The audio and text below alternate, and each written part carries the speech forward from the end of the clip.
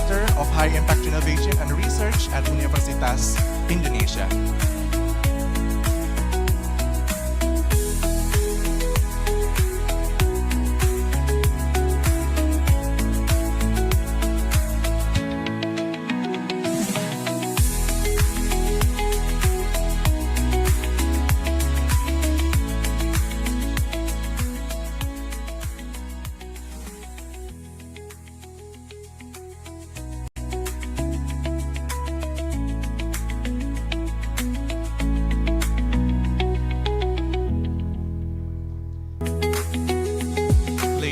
Gentlemen, please rise as we begin the opening ceremony with the national anthem of the Republic of Indonesia, Indonesia Raya.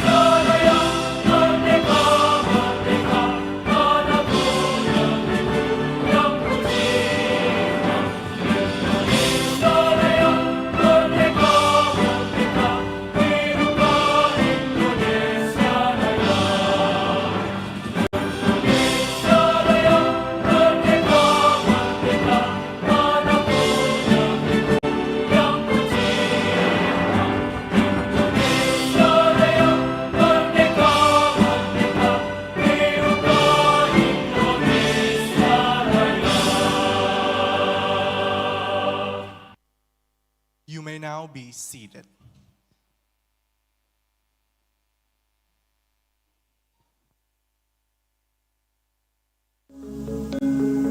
Indonesia.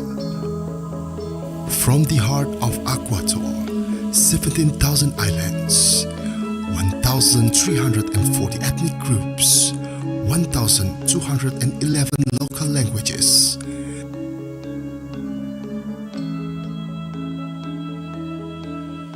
This is Indonesia, a living constellation of cultures.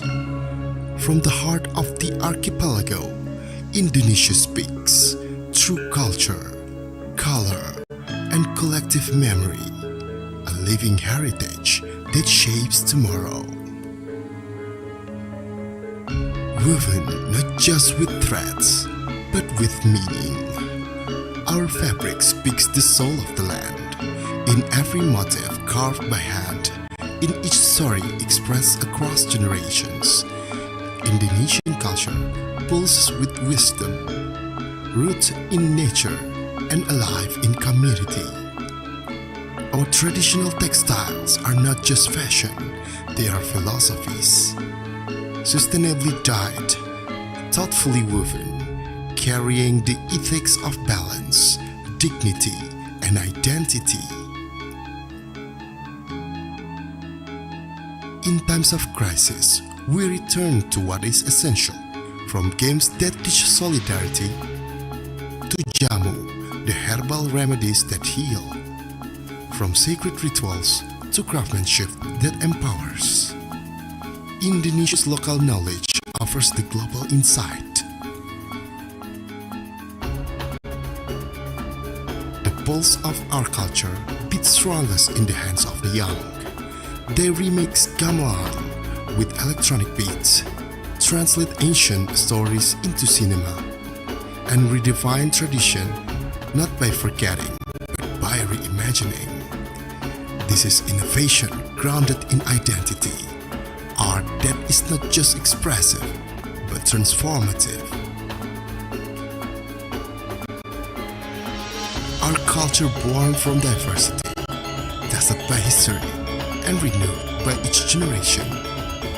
As the world seeks new ways to live, Indonesian diverse culture brings solution.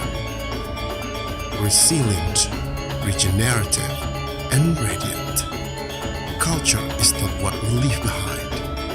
It is what moves us forward. Culture that heals, unites, and inspires. This is Indonesia's offering to the world. This is culture for future.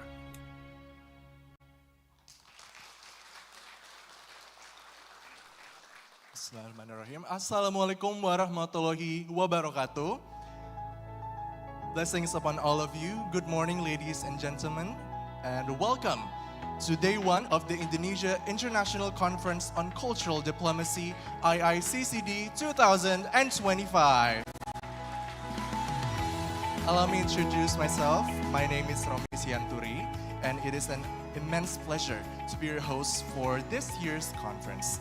Here at Iiccd 2025, ladies and gentlemen, we are gathering to explore the cultural richness of the world, especially Indonesia's, and how it continues to shape diplomacy and global affairs in so many beautiful and meaningful ways.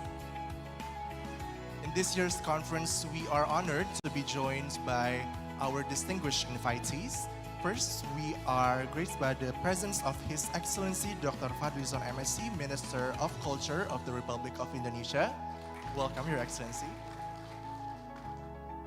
We are on behalf of Director of Universitas Indonesia. We have Bapak Khairul Hudaya PhD, Director of High Impact Innovation and Research, Universitas Indonesia. Please also welcome Ibu Endah Reno Astuti, SSM Phil, Director General of Diplomacy, Promotion and Cooperation, Ministry of Culture of the Republic of Indonesia. Ibu Dwi Ardana Riswari Sundrijo, PhD, Acting Dean of the Faculty of Social and Political Sciences, Universitas Indonesia.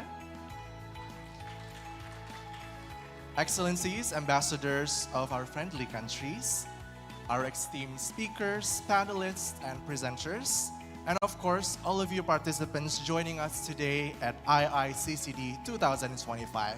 Let's give ourselves a big round of applause.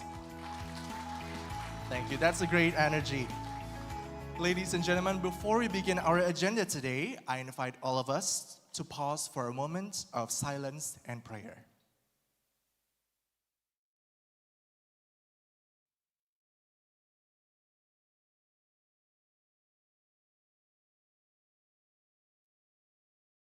Thank you, ladies and gentlemen. May this moment of prayer guide today's event. Distinguished participants, ladies and gentlemen, we will now officially begin Iiccd 2025 with our welcoming remarks. To deliver his address, it is our distinct privilege to invite Bapak Khairul Hudaya, PhD, Director of High Impact Innovation and Research, Universitas Indonesia.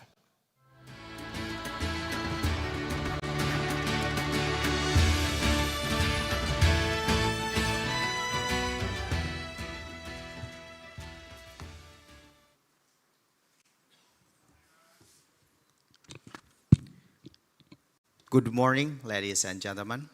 Before I begin reading the official remark from the Rector of Universitas Indonesia, I would like to convey a sincere gratitude from our Rector, Professor Heri Hermansyah, for not being able to join us in person today. So really sorry for that one, Pak Menteri.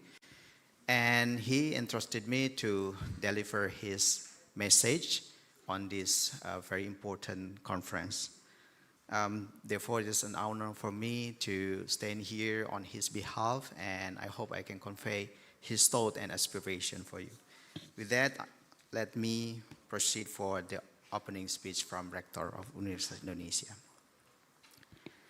Assalamualaikum warahmatullahi wabarakatuh.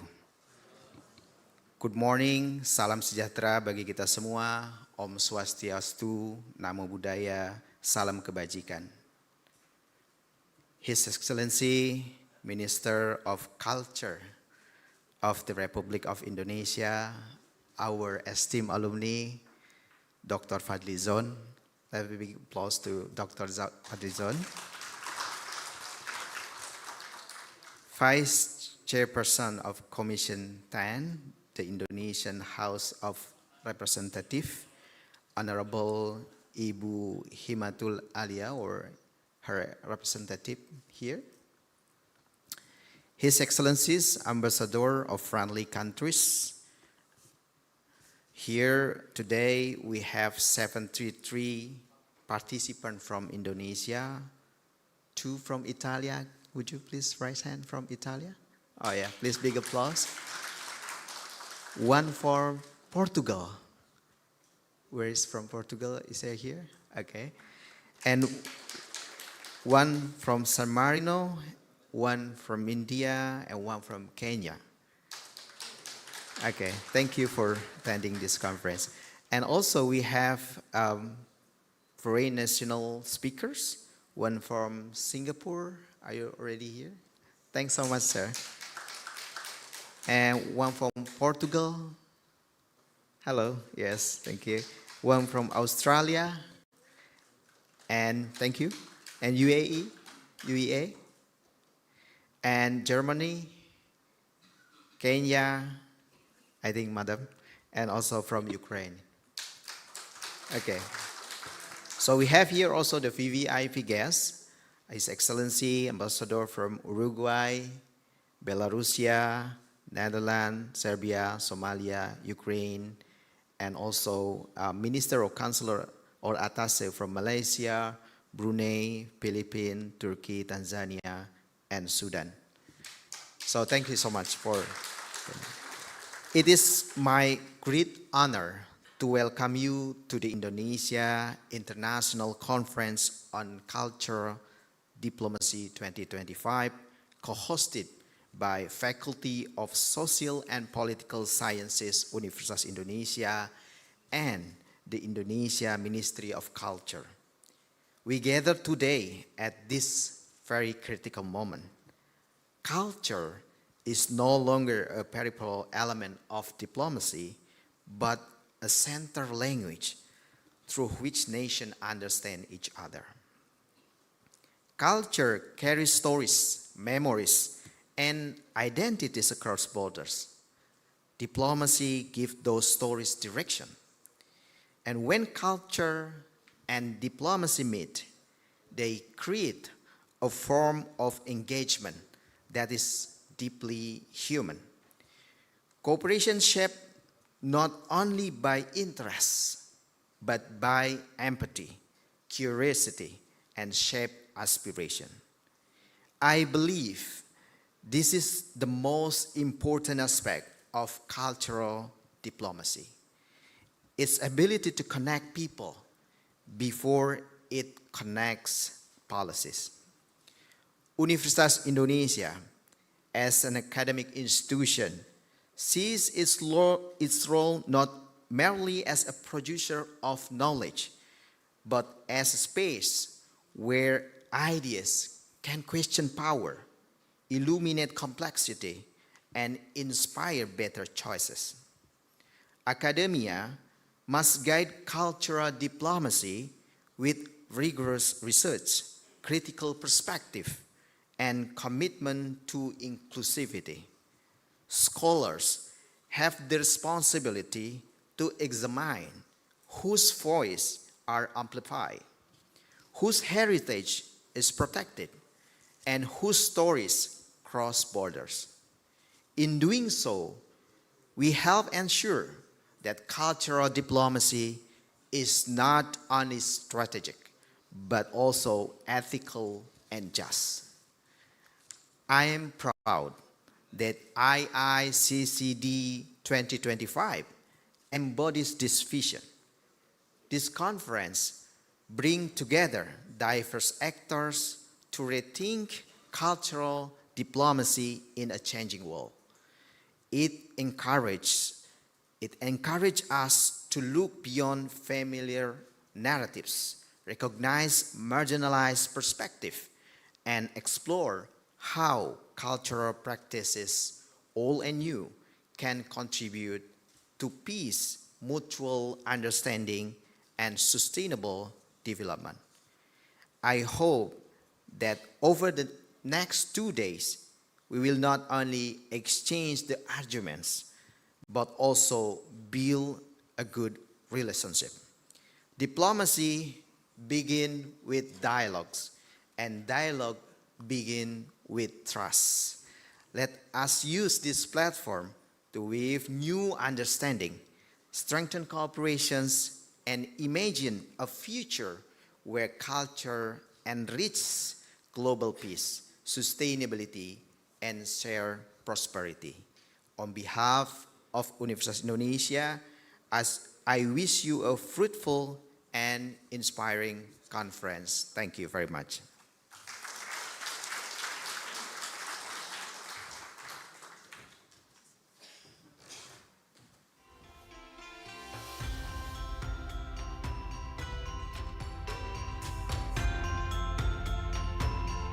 Thank you so much, Dr. Khairul Hudaya, for your very inspiring, welcoming remarks.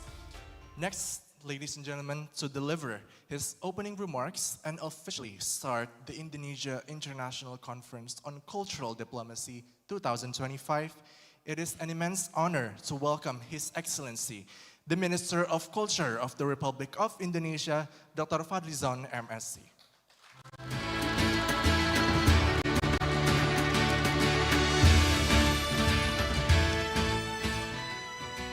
Bismillahirrahmanirrahim. Assalamualaikum warahmatullahi wabarakatuh.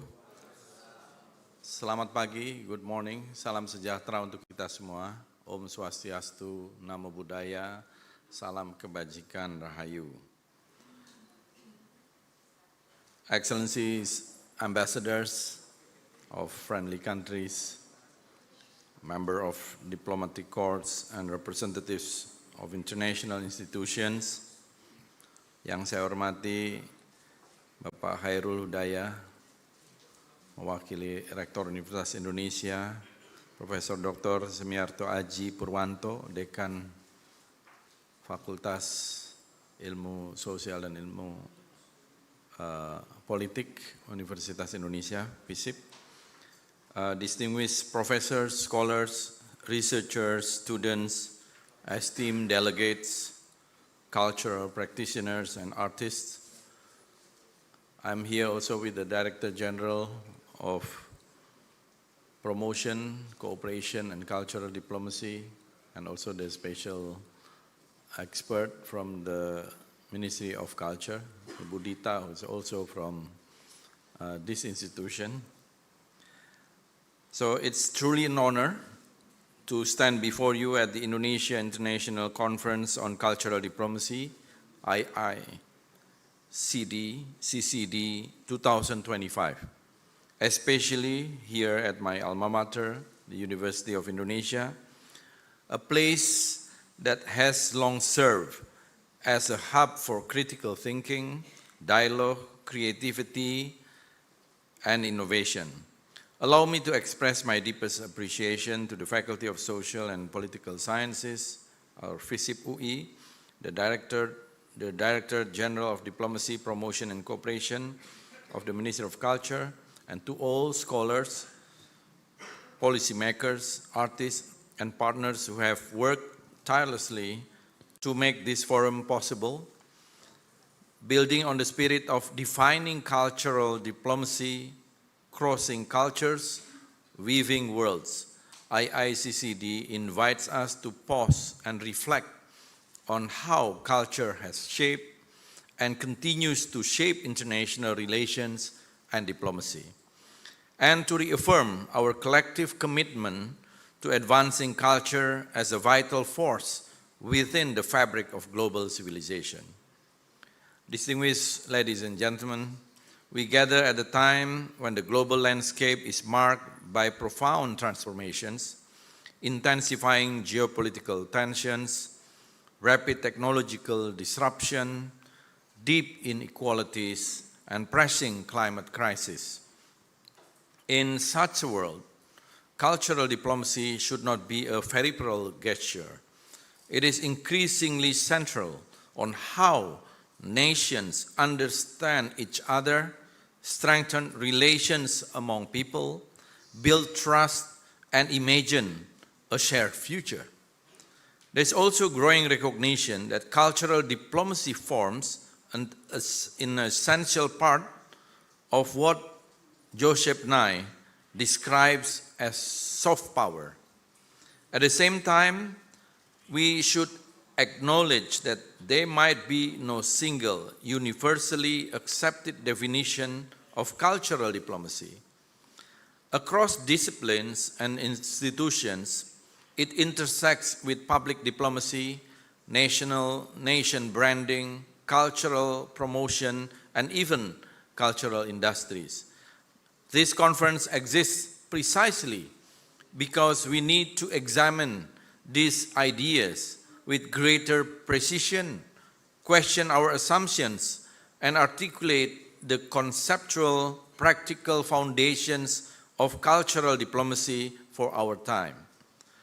To clarify what we hope to achieve, and when we speak of cultural diplomacy in the 21st century, beyond a reflection of the past, culture is a living force with the power to shape a prosperous and sustainable future. It is a living spirit that connects nations and communities, opening pathways for peace and cooperation. In Indonesian context, we put culture as a binding power that strengthens social cohesion, a profound source of identity that shapes our national character, an engine of growth driving economic potential, innovation, and prosperity, and a strategic instrument of diplomacy. I would like to bring forward two key narratives that frame Indonesia's cultural position in the world. First, it is no longer sufficient to describe Indonesia as a diverse country. It is a mega diverse country. Yeah.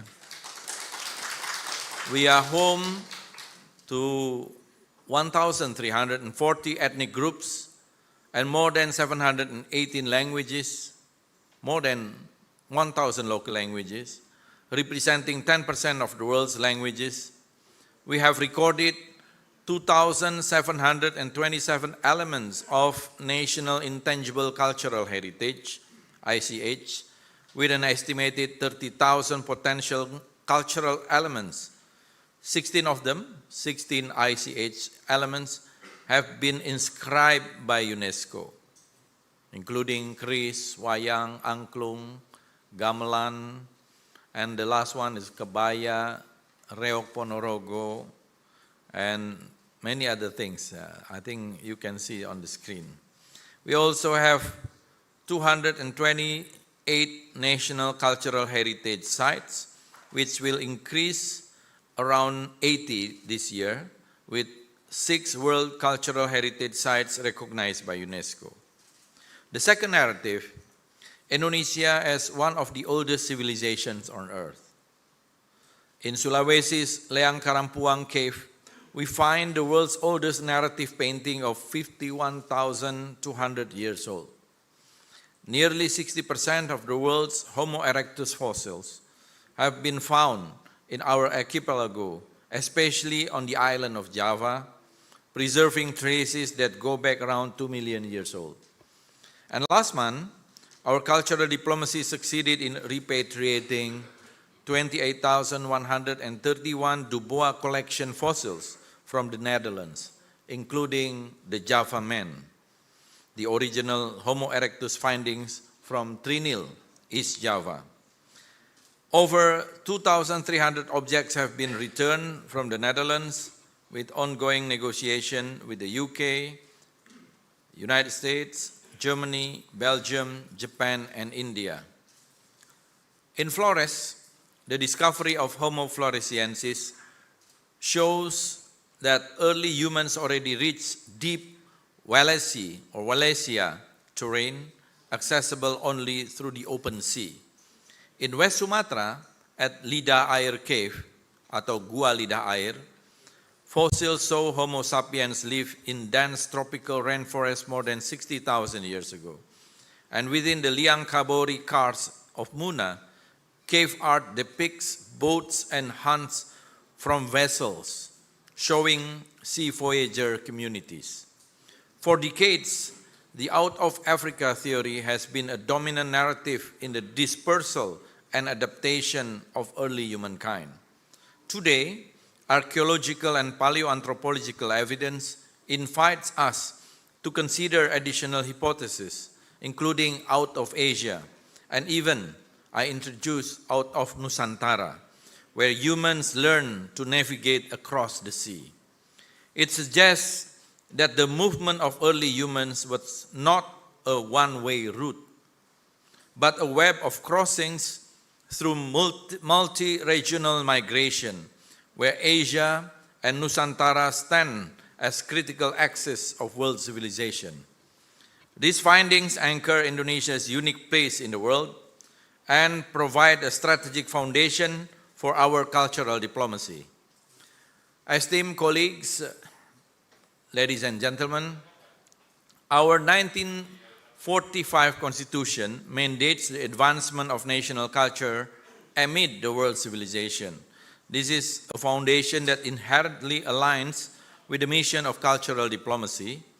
In line with this vision, the Ministry of Culture has developed priority policies. First, protection and revitalization of cultural heritage, including conservation of sites, museums, intangible heritage, cultural IP, as well as protection of indigenous and local communities.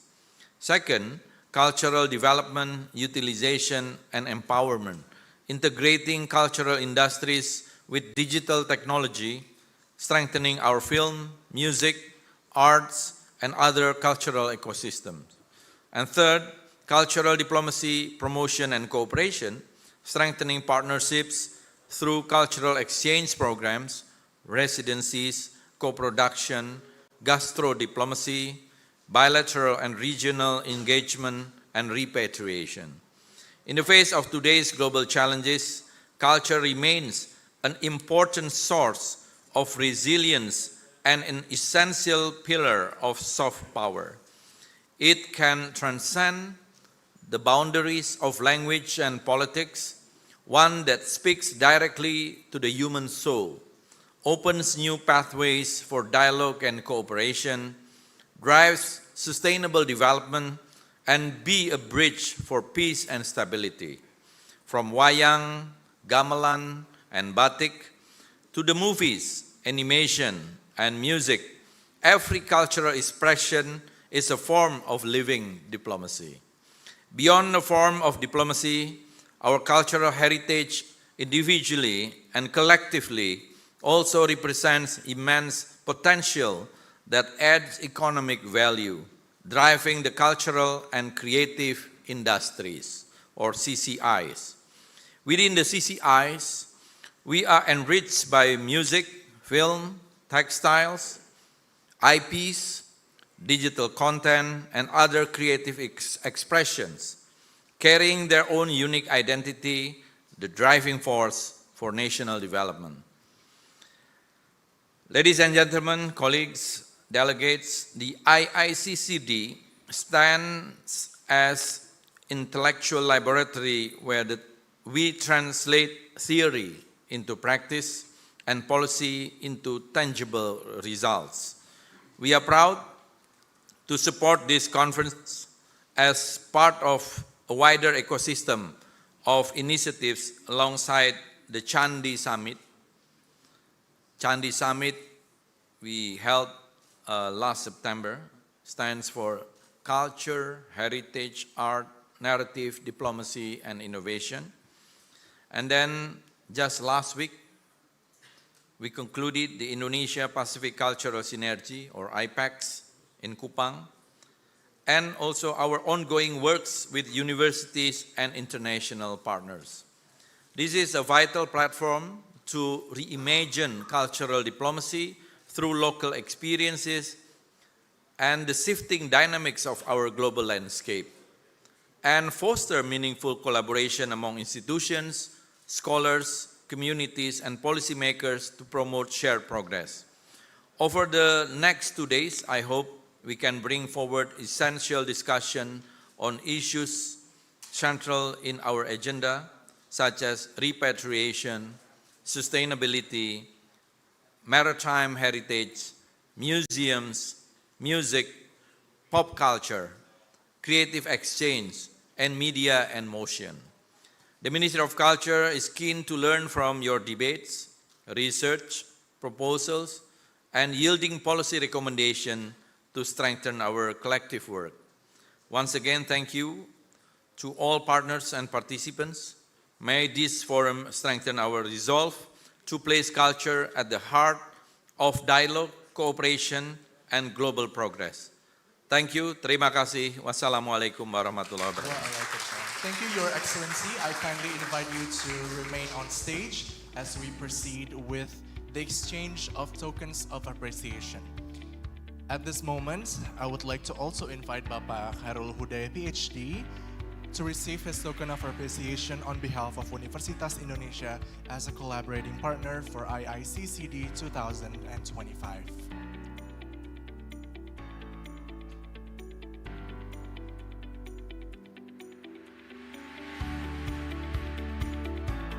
His Excellency will be handing over tokens of appreciation. Picture in 3, 2, 1. We then invite Bapak Khairul Hudaya to hand over a token of appreciation on behalf of Universitas Indonesia to His Excellency Dr. Fadlizon. Photo in 3, 2, 1. Thank you so much. We will now proceed with a group photo with...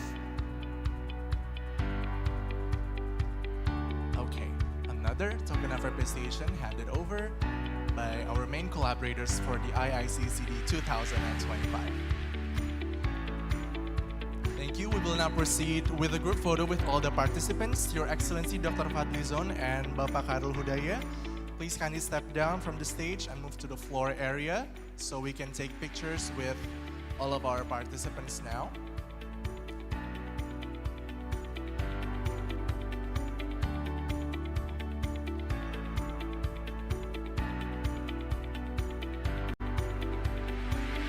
Ladies and gentlemen, you may stand up so we can all fit in the group picture.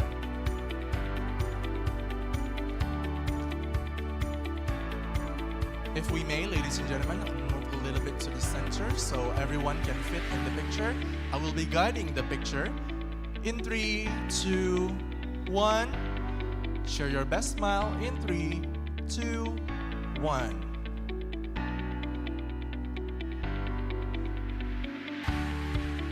Thank you so much, ladies and gentlemen. You may now return back to your seats. To our distinguished invitees, thank you so much for your gracious presence. You may now leave the auditorium, if you will, to proceed to your next agenda. Ladies and gentlemen, with the Iiccd officially opened with the welcoming remarks, it is time for us to get into the main agenda of Day 1, starting with the Plenary Session 1, Cultural Policy as the Baseline for Cultural Diplomacy. First to deliver his keynote speech for this plenary session is Professor Semiarto Aji Purwanto, Professor of Anthropology at Universitas Indonesia. Professor Aji, the floor is yours.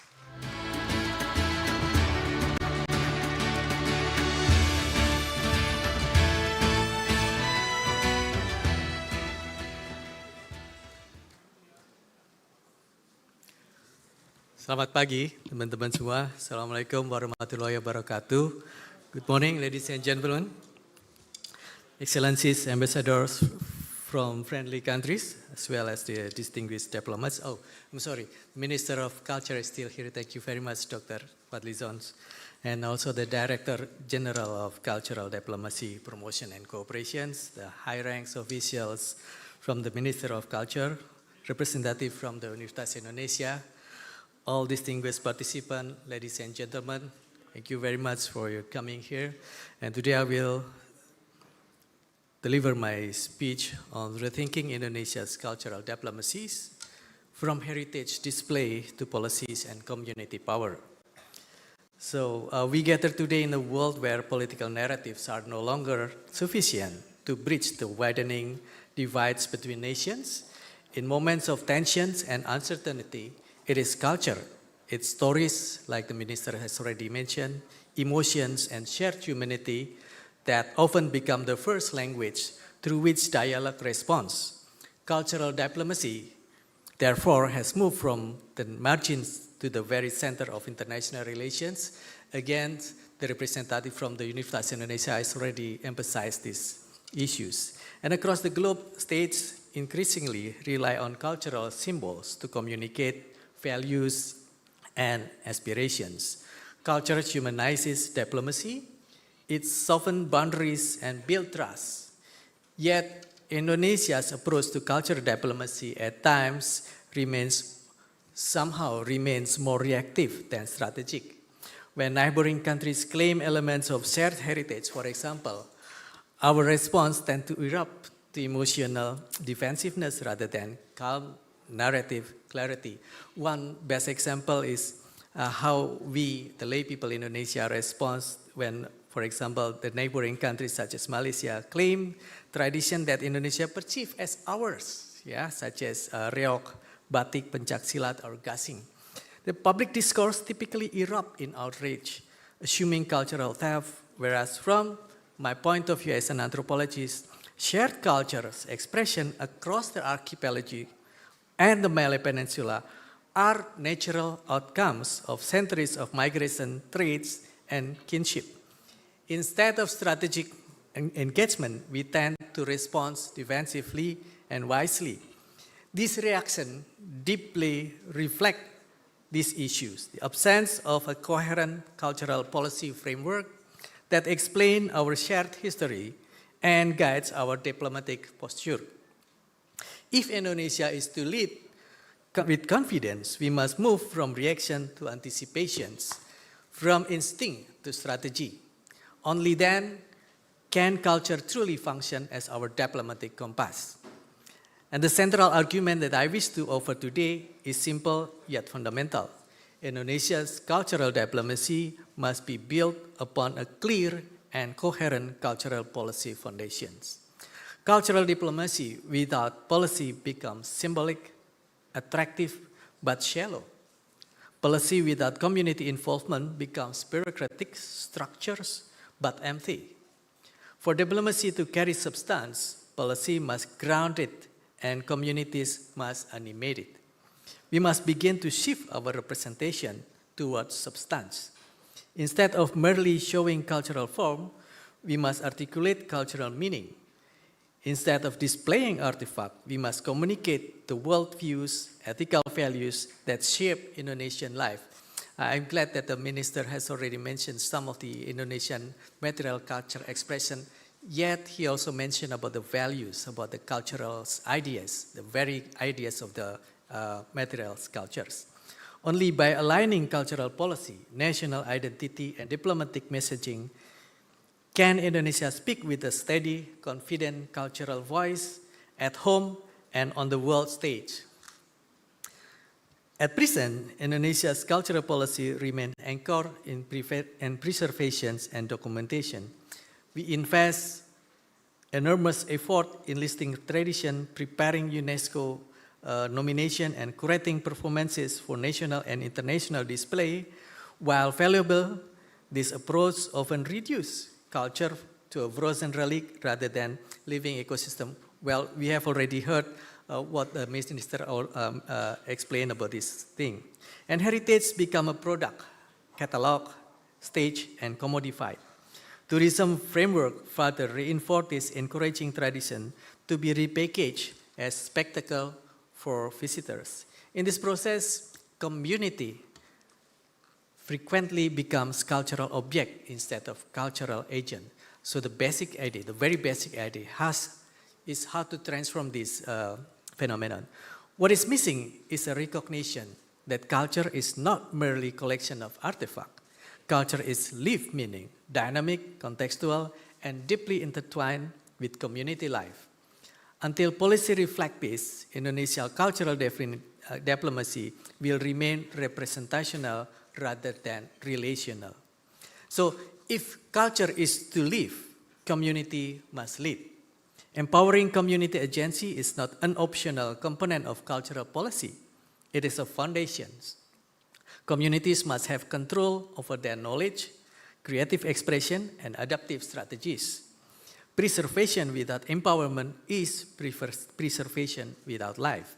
So policies should foster local creative innovation, allowing communities to reinterpret heritage in ways meaningful to them. Intergenerational transmission must focus not only on skills, but on values, interpretations, and worldviews. These are the threads that sustain cultural continuity. And communities are also the most authentic actors of cultural diplomacy. Their lived experience carry a sincerity that no stage performance can replicate. When communities participate directly in international cultural exchange, diplomacy gains depth, credibility, and humanity. On the global stage, nation often requires icons that serve as quick cultural reference. Already know that in Indonesia, batik, wayang, gamelan, and some traditional cuisine are useful and help others to recognize Indonesia. But they also carry a paradox. By simplifying culture, there is essentializing in it. Indonesia is not a single story. It is a constellation of stories. The Aceh, Torajan, Dayak, Javanese, Sasak, Minang, Papuan, and 100 more. Excellence Minister has already mentioned about hundreds of ethnic groups, almost 1,000 ethnic groups in Indonesia. And the challenge is how to represent this plurality without reducing it to a museum of fixed identities. We must move beyond museum diplomacy, where culture is displayed, not explained. Cultural diplomacy should interpret, contextualize, and narrate complexity. Only can the world see Indonesia not as a series of exotic images, but a dynamic, living cultural civilizations. Indonesia's cultural identity has two intertwined dimensions. The first, it is its deep heritage rooted in adat or custom, history, and local knowledge. This heritage grounds the nations in a sense of continuity and moral depth. The second dimension is Indonesia's vibrant modernity. Contemporary Indonesia participates actively in global cultural flows, like in film, music, design, digital art, architecture, fashion, and culinary innovations. This modernity does not negate tradition. Instead, it is extend the tradition. So the tradition and modernity, when woven together, form a coherent cultural narrative. Indonesia is not trapped in the past, nor it is detached from its root. It is a nation that adapts, innovates, and transforms. This dual image strengthens Indonesia's presence in the world stage. Other nations offer valuable lessons. Taiwan, for example, has creatively revitalized indigenous culture, using them not only as heritage, but as geopolitical identity. By empowering this community, Taiwan constructs a distinct cultural narrative in the region. South Korea, another best example to demonstrate its impact of long-term creative investment. The global rise of Hallyu, or Korean Wave, was not spontaneous. It was the result of strategic planning, consistent policies, and cross-sector collaborations. Korea embraced both tradition and modernity, never choosing one over the others. The lesson is clear. Cultural diplomacy flourishes only when development of culture is seen as a national strategic project. Indonesia must craft its own approach, not by imitation, but but by deeply understanding its own cultural landscape and regional positions. And to build meaningful cultural diplomacy, Indonesia must redefine culture as a living, creative system. Culture should be viewed not only as something to be preserved, but as something continuously made and remade through social practices. And policy prioritized should include cultural education, literacy, and public engagement. Communities must be encouraged to innovate, reinterpret, and dialogue with global cultural current. Cultural workers, artists, researchers, and teachers must be positioned as cultural diplomats. Cross-sectors collaboration is essential. Cultural diplomacy is not the task of one minister, but a national ecosystem. Culture, foreign affairs, education, creative economy, digital economy, and local government must work together. And when policy is coherent, we can expect that cultural diplomacy become more strategic rather than incidental. And we must move from showcasing culture to negotiating meaning. Cultural diplomacy should not be content with performances. It should provide interpretations, context, and stories. This transforms diplomacy from spectacles into intellectual and emotional exchange.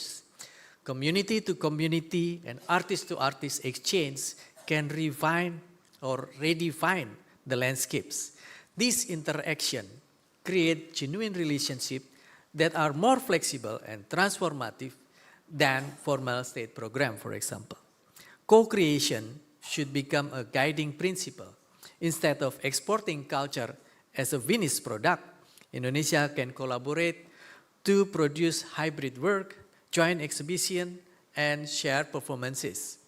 Such partnerships embody reciprocity, not hierarchy, and this approach allows Indonesia not only to be recognized, but also to be understood, an important distinction for any nation engaging in cultural diplomacy. And to conclude, without a strong cultural policy foundation, I believe I would like to argue that cultural diplomacy risks becoming ornamental, attractive, but shallow. So policy gives shape, purpose, and ethical grounding to our diplomatic endeavors. Community empowerment gives culture's life, and Indonesia's cultural richness, born of centuries of movement, exchange, and adaptations, is our greatest diplomatic assets.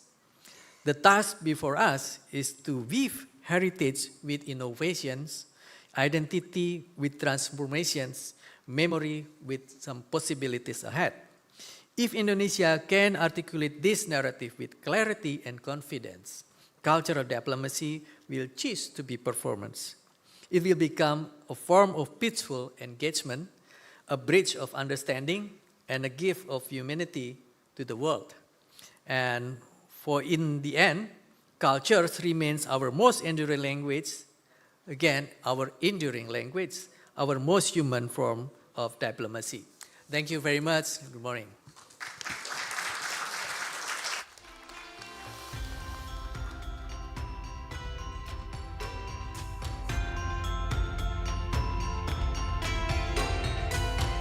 Thank you so much, Professor Semiarto Aji Purwanto, for your remarkable keynote presentation. Next up in this plenary session, ladies and gentlemen, please help me to welcome Ibu Endah Retno Astuti, SSMPhil, Director General of Diplomacy, Promotion, and Cooperation of the Ministry of Culture, Republic of Indonesia. Assalamualaikum warahmatullahi wabarakatuh. May peace be upon us all. Om Swastiastu, Shalom, Salam Budaya, Rahayu. Excellency, Minister of Culture, Dr. Fadlizon, ambassadors, distinguished scholars, cultural practitioners, ladies and gentlemen, Pak Wakil Rektor, Pak Khairul Huda, Pak Prof. Aji. I'm glad that the Minister and Prof. Aji have spoken before me because they have covered most of the material that I'm going to present, but please bear with me if I say most similar thing. Well, I want to start with saying some pantun because it's already an inscription in UNESCO. Pagi hari di Universitas Indonesia, Cakep. menenun budaya menyatukan dunia. Artinya, Diplomasi budaya menjalin bangsa demi pemajuan dan peradaban negara. Thank you. Okay. Thank you for having me at the first Indonesia International Conference on Cultural Diplomacy, and appreciation for FISIP UI for its great cooperation jointly hosting this with the Ministry of Culture. This conference allows us to reflect on fundamental questions: how cultural policy can serve as the backbone of cultural diplomacy, ensuring coherent sustainability and ethical grounding on global stage. Ladies and gentlemen, over the past decades, cultural diplomacy has evolved from beyond ceremonial exchange or become symbolic engagement. It has become a multidimensional instrument of soft power. It now evolves as a wide ecosystem of actors, not only policymakers and diplomats, but also artists, writers, filmmakers, musicians, heritage communities, diasporic network, curators, festival organizers, researchers, and digital creators. Now, I think we all agree that a robust cultural policy provides the structural mandate and long-term resource continuity essential for cultural diplomacy. Culture cannot depend on discretionary or surplus budget. Instead, it requires stable multi-year funding to build a sustainable international partnership, enduring networks, and long-term cultural presence around the world. However, as a policymaker, we from ministries, we must acknowledge there is a persistent gap. Many cultural diplomacy initiatives remain episodic, reactive, and vulnerable a short-term budget and political cycles.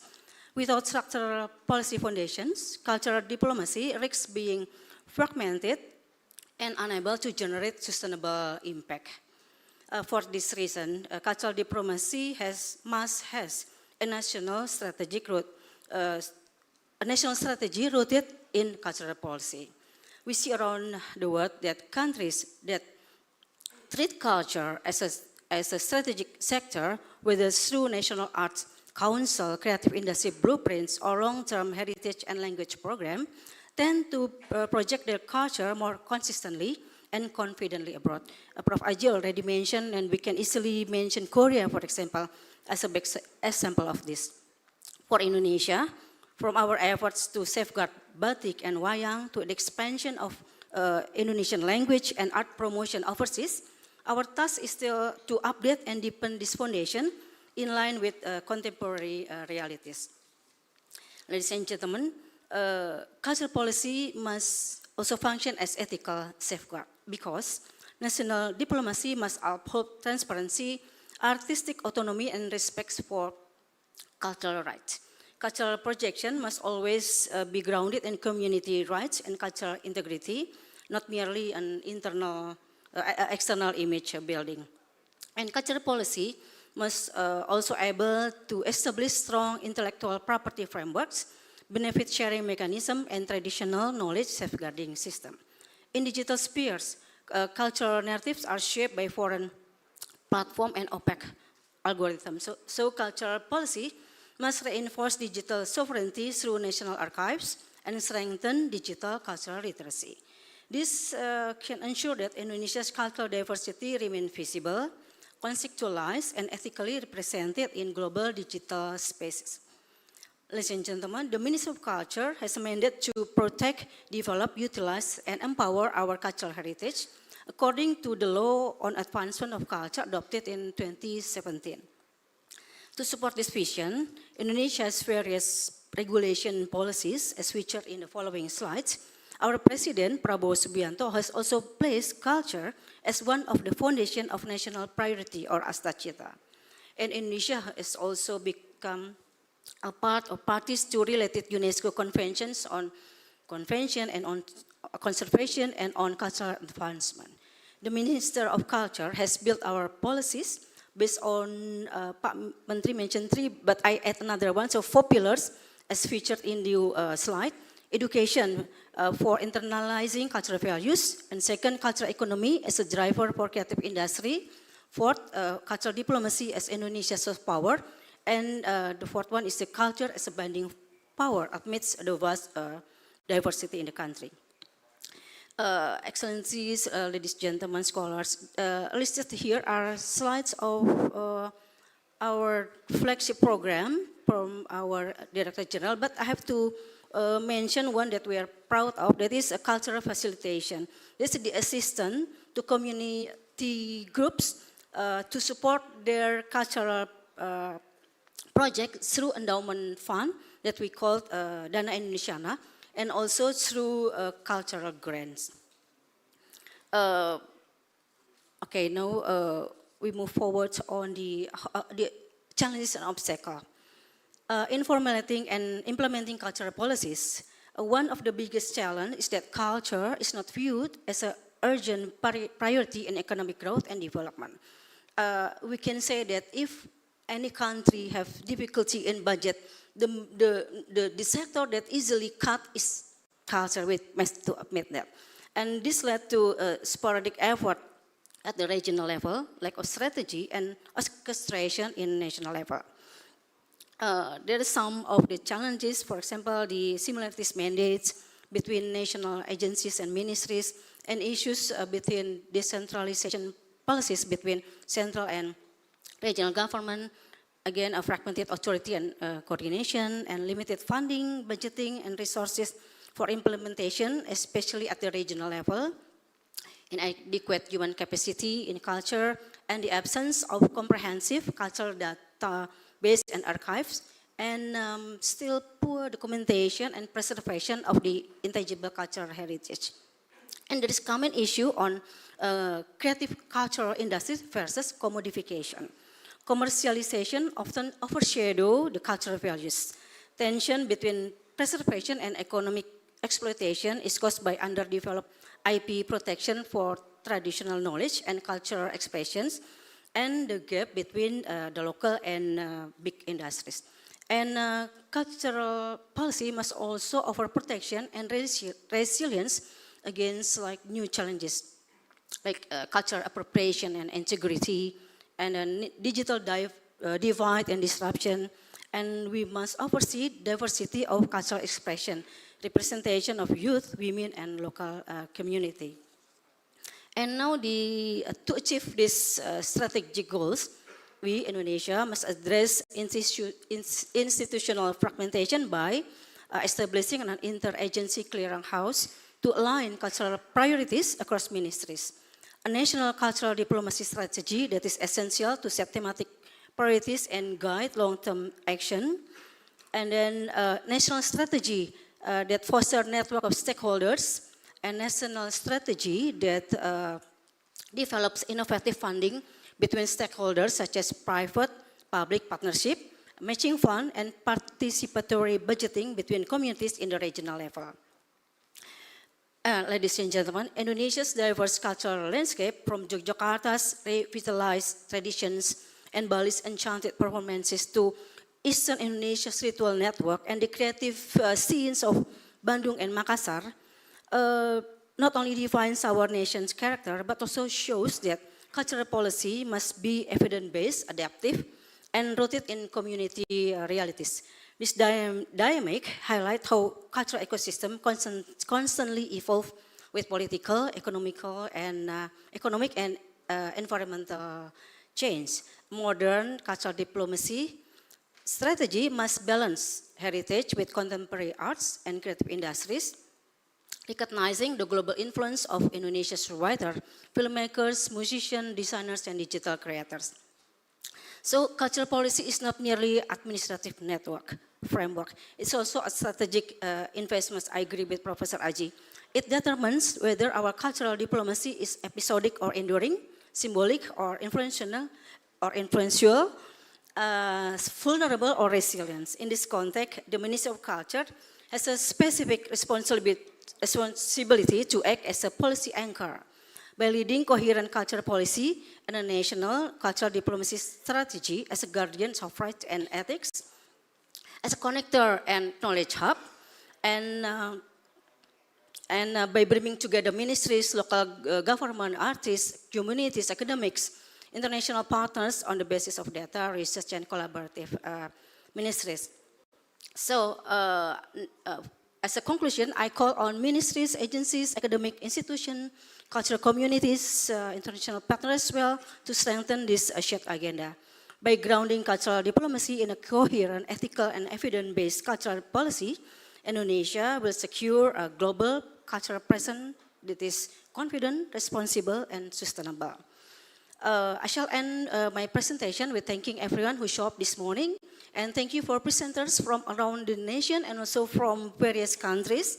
I wish you all have a great conference. Thank you. Wabillahi taufiq wal hidayah. Wassalamualaikum warahmatullahi wabarakatuh.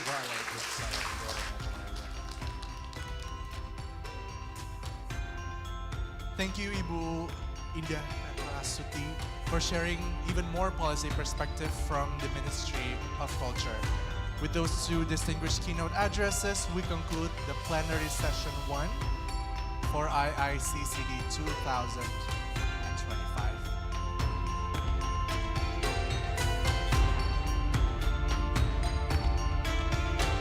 Thank you so much to our distinguished invitees. We wish you safe travels, and thank you for gracing the Iiccd 2025 with your presence.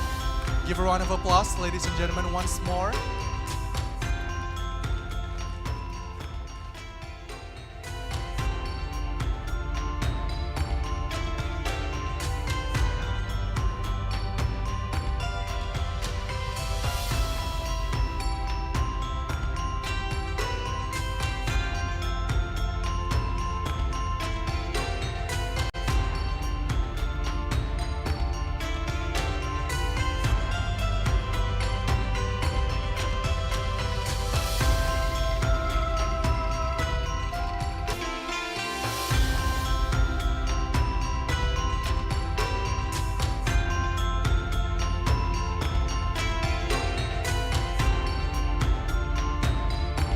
Ladies and gentlemen, before we begin to the next agenda, which is the second plenary session, I invite all of you, especially who are not seated yet or who are sitting in the back, to move to the front of the seats, as we have plenty of empty spaces.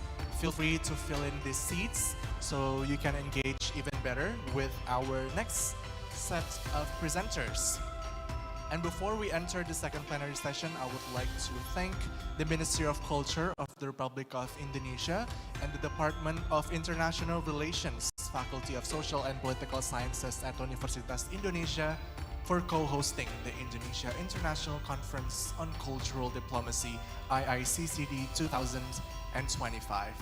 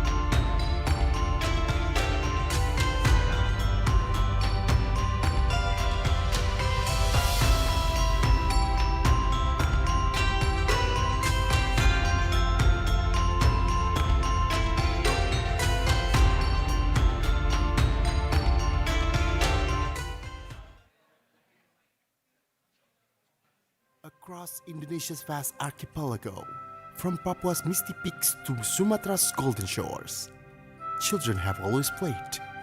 But here, play is never just play.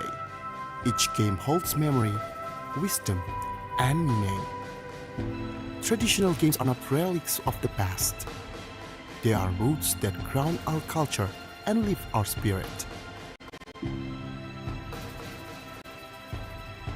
In Bentengan, we run fast, but we think faster. Protect the fort, outsmart the opponent. It's a battlefield of ideas, disguised as joyful chase. In Kobak Sodor, we guard the line. We count each other, we move as one. It's not about winning, it's about trusting your team. Congklak, with its wooden board and tiny seats, teaches us to plan, to anticipate, to give. To win, you must also know how to lose gracefully.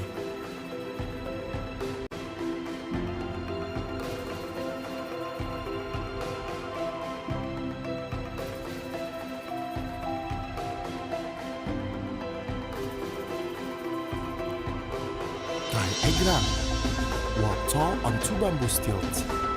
It's balance and bravery, the courage to fall and rise again. Or trompa panjang, where 3 feet must move as one. Step by step together, one stumble and we all learn. In Ular Nega, a line of children sings through twilight. The game ends, but the melody stays. It's a story told with the body. Cublak Cublak Suan is game of trust and intuition, where the answer is not always what you see, but what you sense.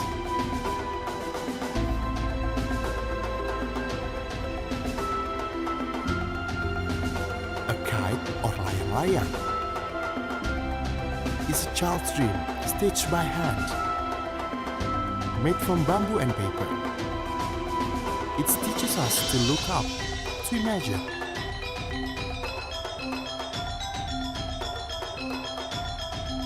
Marbles, kelereng, rolling on dirt lanes, taught generations how to aim, how to focus, how to turn earth into a playground.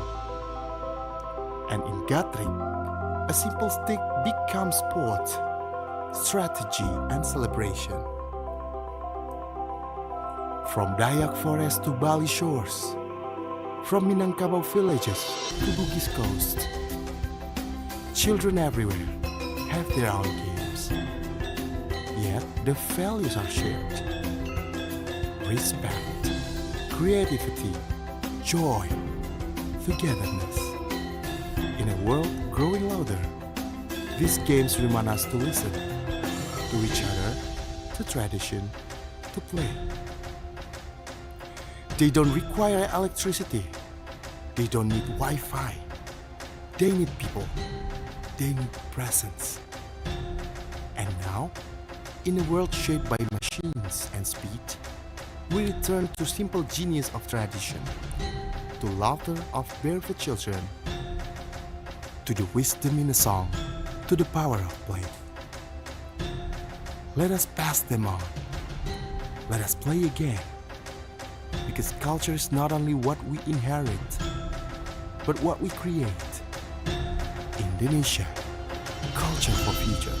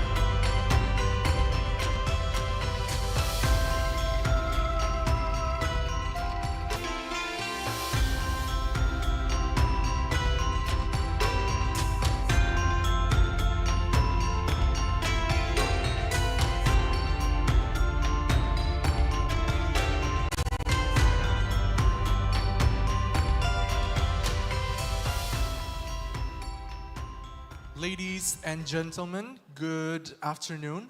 We will be starting the second plenary session at 10:30 sharp. So we remind all of you and we invite all of you to re-enter Auditorium Juwono Sudarsono to gather here and discuss at the second plenary session.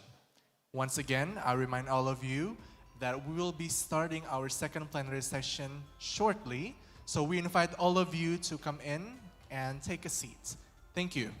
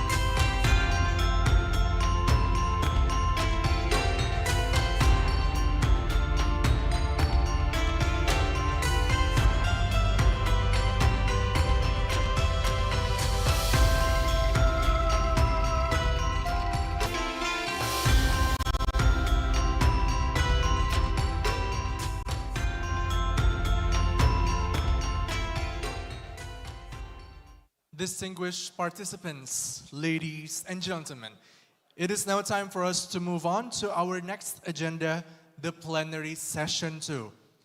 This plenary session will feature the theme, Defining Cultural Diplomacy, Crossing Cultures, Weaving Worlds. Ladies and gentlemen, this plenary session will feature a discussion that unpacks how cultural diplomacy bridges societies and intertwines diverse worldviews into meaningful global engagement. The speaker for the esteemed plenary session 2 are Professor Hedi Shri A.M. Saputra, Professor of Anthropology at Gajah Mada University, Bapak Ardita Edward Yeremia PhD, Head of Undergraduate Program of International Relations, Universitas Indonesia, as well as Dr. Azhar Ibrahim, Associate Professor at Department of Malay Studies, National University of Singapore. This plenary session will be moderated by Ibu Ajeng Arani Kasih, PhD, Associate Professor of Archaeology, Universitas Indonesia. Ladies and gentlemen, this is the Iiccd 2025 Plenary Session 2, Defining Cultural Diplomacy, Crossing Cultures, Weaving Worlds.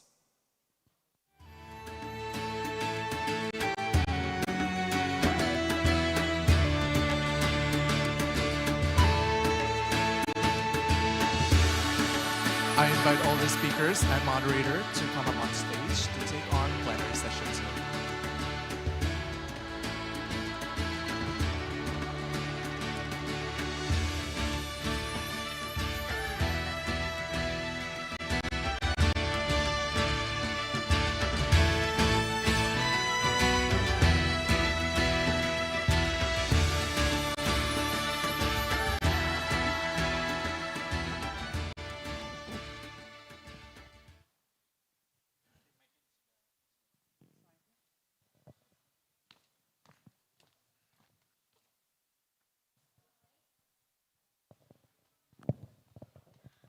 Good morning, ladies and gentlemen. My name is Ajeng Araini Kasih. I am from the Department of Archaeology, Universitas Indonesia. And this morning, in this second plenary sessions, I will be the moderator for this plenary sessions. We will, in this panel, we will examining how cultural diplomacy is defined and practiced across histories, disciplines, and geopolitical contexts. We will move beyond state-led of power and also explore culture as a living field that's shaped by identity, inequality, and global change. So we are having our speakers, Professor Hedi Sri Ahimsa Putra from Gajah Mada University, Arditya Edward Yeremia Lalisang, PhD from Universitas Indonesia, and also Dr. Azhar Ibrahim from National University of Singapore. So I'll give this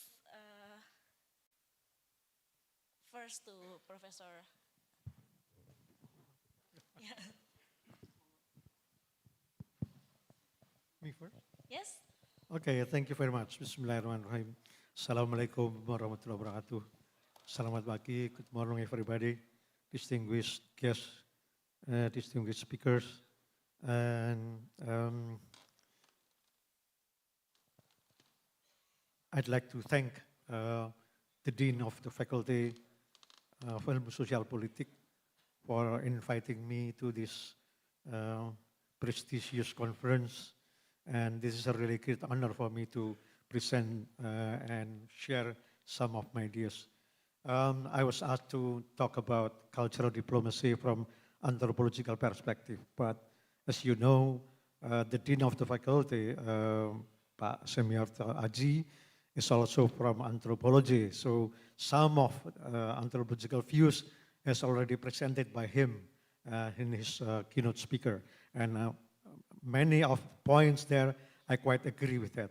Now I try to look at from different angle, and in this case it might be more down to earth, yeah, compared to what Semiarti has talked. Yeah. It's very important to talk about cultural diplomacy and policy, yeah, but I'd like to see what actually we have had here in Indonesia. But before that, since I'm not a person from political scientist, yeah, I need to have some definitions about what we mean by diplomacy and then culture, so that we can have shared understanding. And this is to avoid any misunderstanding between us in our discussion later. So diplomacy can be defined simply as the practice of conducting negotiations, managing peaceful relationships between nations, groups, or individuals. The aim is to resolve disputes and conflicts, to foster mutual understanding on certain issues, to build good relationships, and to achieve goals without conflict.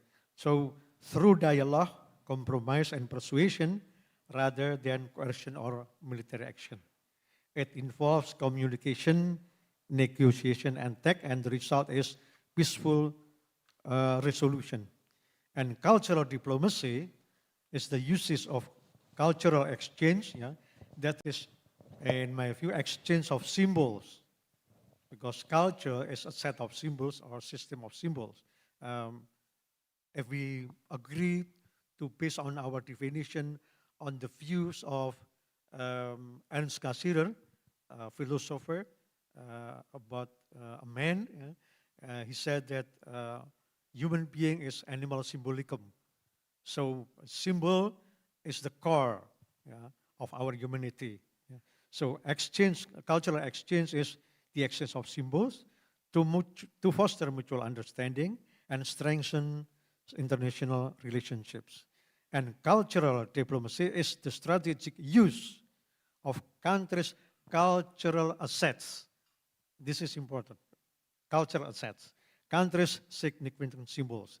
I think what we have talked about and we have seen in the videos, those are cultural assets of Indonesia. And we know that already.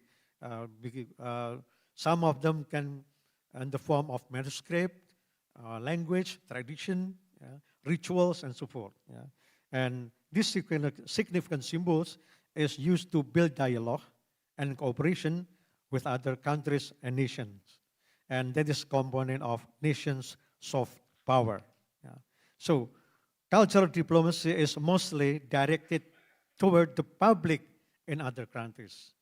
This is what you want, not to the government, but to the public. Yeah. So for the people in other countries. And the aim is to build positive foreign perceptions.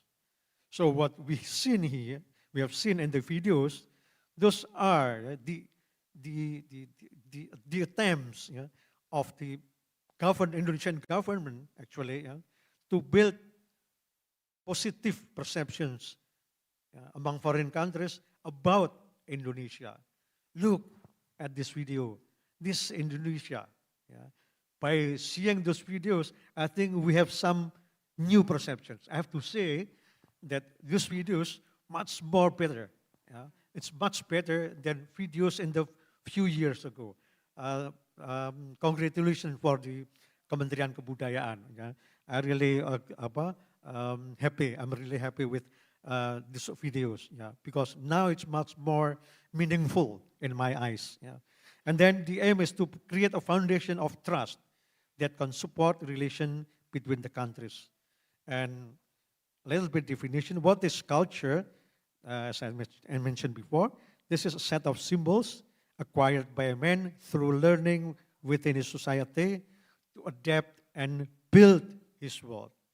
So we use culture not only for adaptation, but also for building our world. So culture are set of symbols acquired through learning, and the symbols are used to adapt and build the world. So the symbols can be learned, symbols are shared, and symbols are functional, have function. And main function of symbol is for communication. Because without symbol, I don't think we can communicate with each other. Our language is the basic symbolic system for us. Without language, I don't think we can build community. So culture is for communication, building good relationship, building collective life, and building community. Basic symbol of human society is language. That's why we'll see later, language is always mostly the main element that is introduced to other people. So the question then is, how is the cultural diplomacy practiced? How are the international relations built through culture? So I will not talk about the culture itself with matter dimensions and elements, but let's go to cultural asset. This is a valuable symbol that a person, organization, country owns or controls. As we have seen in the videos, what have been shown to us are material culture, behavioral culture, and then oral and ideational. We have there what we call cultural assets. Those are valuable, according to us, what we have seen in the videos are the valuable symbols that Indonesia has or controls. And we as a nation have those cultural assets. And those cultural assets can be used, of course, to achieve certain goals, and that's the foundation or the basis of cultural diplomacy. And cultural assets used in cultural diplomacy vary, of course. It may include arts and music, and then language and education, of course, science, technology, and tourism and cuisine. Of course, you'll have more, not only this. However, these are usually what they think as cultural assets that can be used in cultural diplomacy. And then we have that some developed countries, Western countries, actually have used consciously and actively their cultural assets in the diplomacy. They set up cultural centers in various strategic countries. And the main aims of the cultural centers is first, introduce language and culture. We see then here, language and culture is very, very important according to many nations. And then to build mutual trust, to strengthen socio-political relations and to expand fields of cooperation. You'll see there first Alliance Francaise. I think everyone here knows this. Yeah, it has hundreds of branches in various countries around the world, and the aim is, yeah, to spread French, yeah, bahasa Prancis. Yeah. And we have Alliance Francaise in Melbourne, Mediterranean, Singapore, and of course also in Jakarta. Yeah. And then we have another country, British Council. Yeah. Next, please. Next slide, please. Yeah. You see here, British Council. And I think everyone here knows, yeah. British Council can be found in many parts of the world. Yeah? And through British Council, Britain introduced her culture and spread its language. This is, I can call it, kind of cultural colonization. Yeah? Yeah. When we have that, yeah, from one side, and it's very strong, it's like cultural colonization. Yeah. So if we want really to counter, yeah, this kind of colonization, we should, yeah, use also our culture, yeah, to connect with other countries. And then we have from Germany, yeah, Goethe Institute. I think everyone knows here, yeah, about Goethe Institute. In Indonesia, we have that in Jakarta and Surabaya. And of course, yeah, German language is also the main point. And then we have from Asia, Confucius Institute. This is from China. Yeah? And China has built this institute around the world. So this is also what we call cultural diplomacy, which is really, you know, based on certain policies and certain consciousness about culture and how it functions in our daily life. Yeah. And then we have actually another strategy, that is scholarship. Next. Now, I think everyone knows here about Fulbright scholarship and how we have alumni of Fulbright scholars and how then they make cooperation, and then they have organization. Yeah? So the alumni that become leaders or bureaucrats in their country would become good mediators, yeah, between US and other countries, because Fulbright is from the US. Yeah. And then we have some cultural diplomacy, which is not based on government, yeah, but it's done by certain foundation. We have Rockefeller Foundation, Sumitomo Foundation, Toyota Foundation. Yeah. These are also actually part of cultural diplomacy. But I don't know whether we think of that as a part of cultural diplomacy. But that is actually part of cultural diplomacy. But it's not conducted by the government. So we see here that cultural diplomacy is not, actually can be done not only by the government, but also by foundations, yeah, philanthropies. What about Indonesia? What is Indonesia's cultural diplomacy? Now, if we look at what Indonesia has done, I think we realize then that, oh yeah, Indonesia actually has done some, yeah, or we have already cultural diplomacy, but I don't know whether we're really conscious about this. Yeah. First, giving non-aligned scholarships, Dharma Siswa.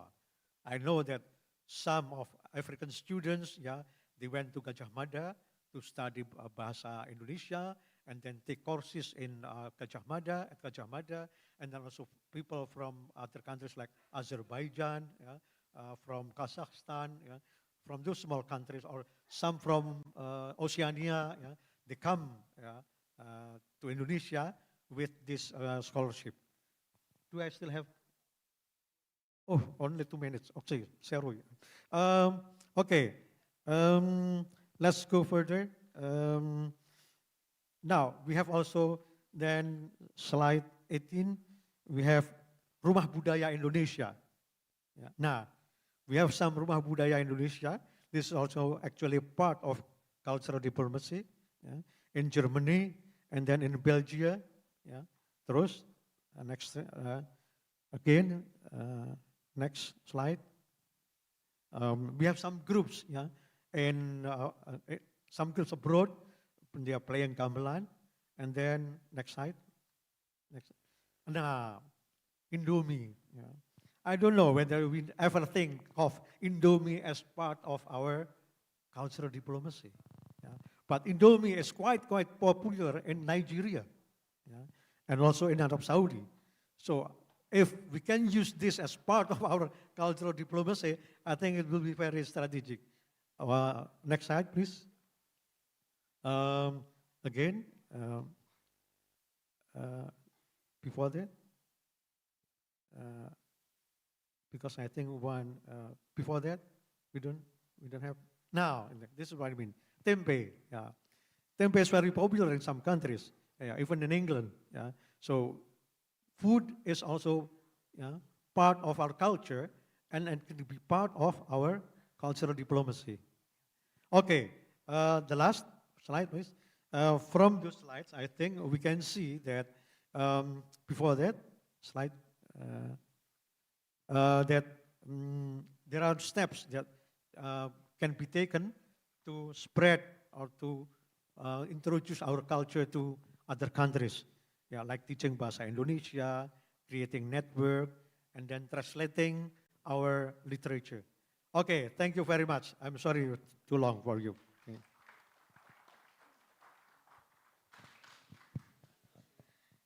Thank you very much, Prof. Ahimsa. That's very interesting about the cultural diplomacy. We are talking about cultural colonizations, gastro diplomacy. Can we continue to our next speaker, Yeremia Lalisang, PhD? Please. Thank you so much, Mbak Ajeng. A very good morning, everyone. I hope my slide is already there.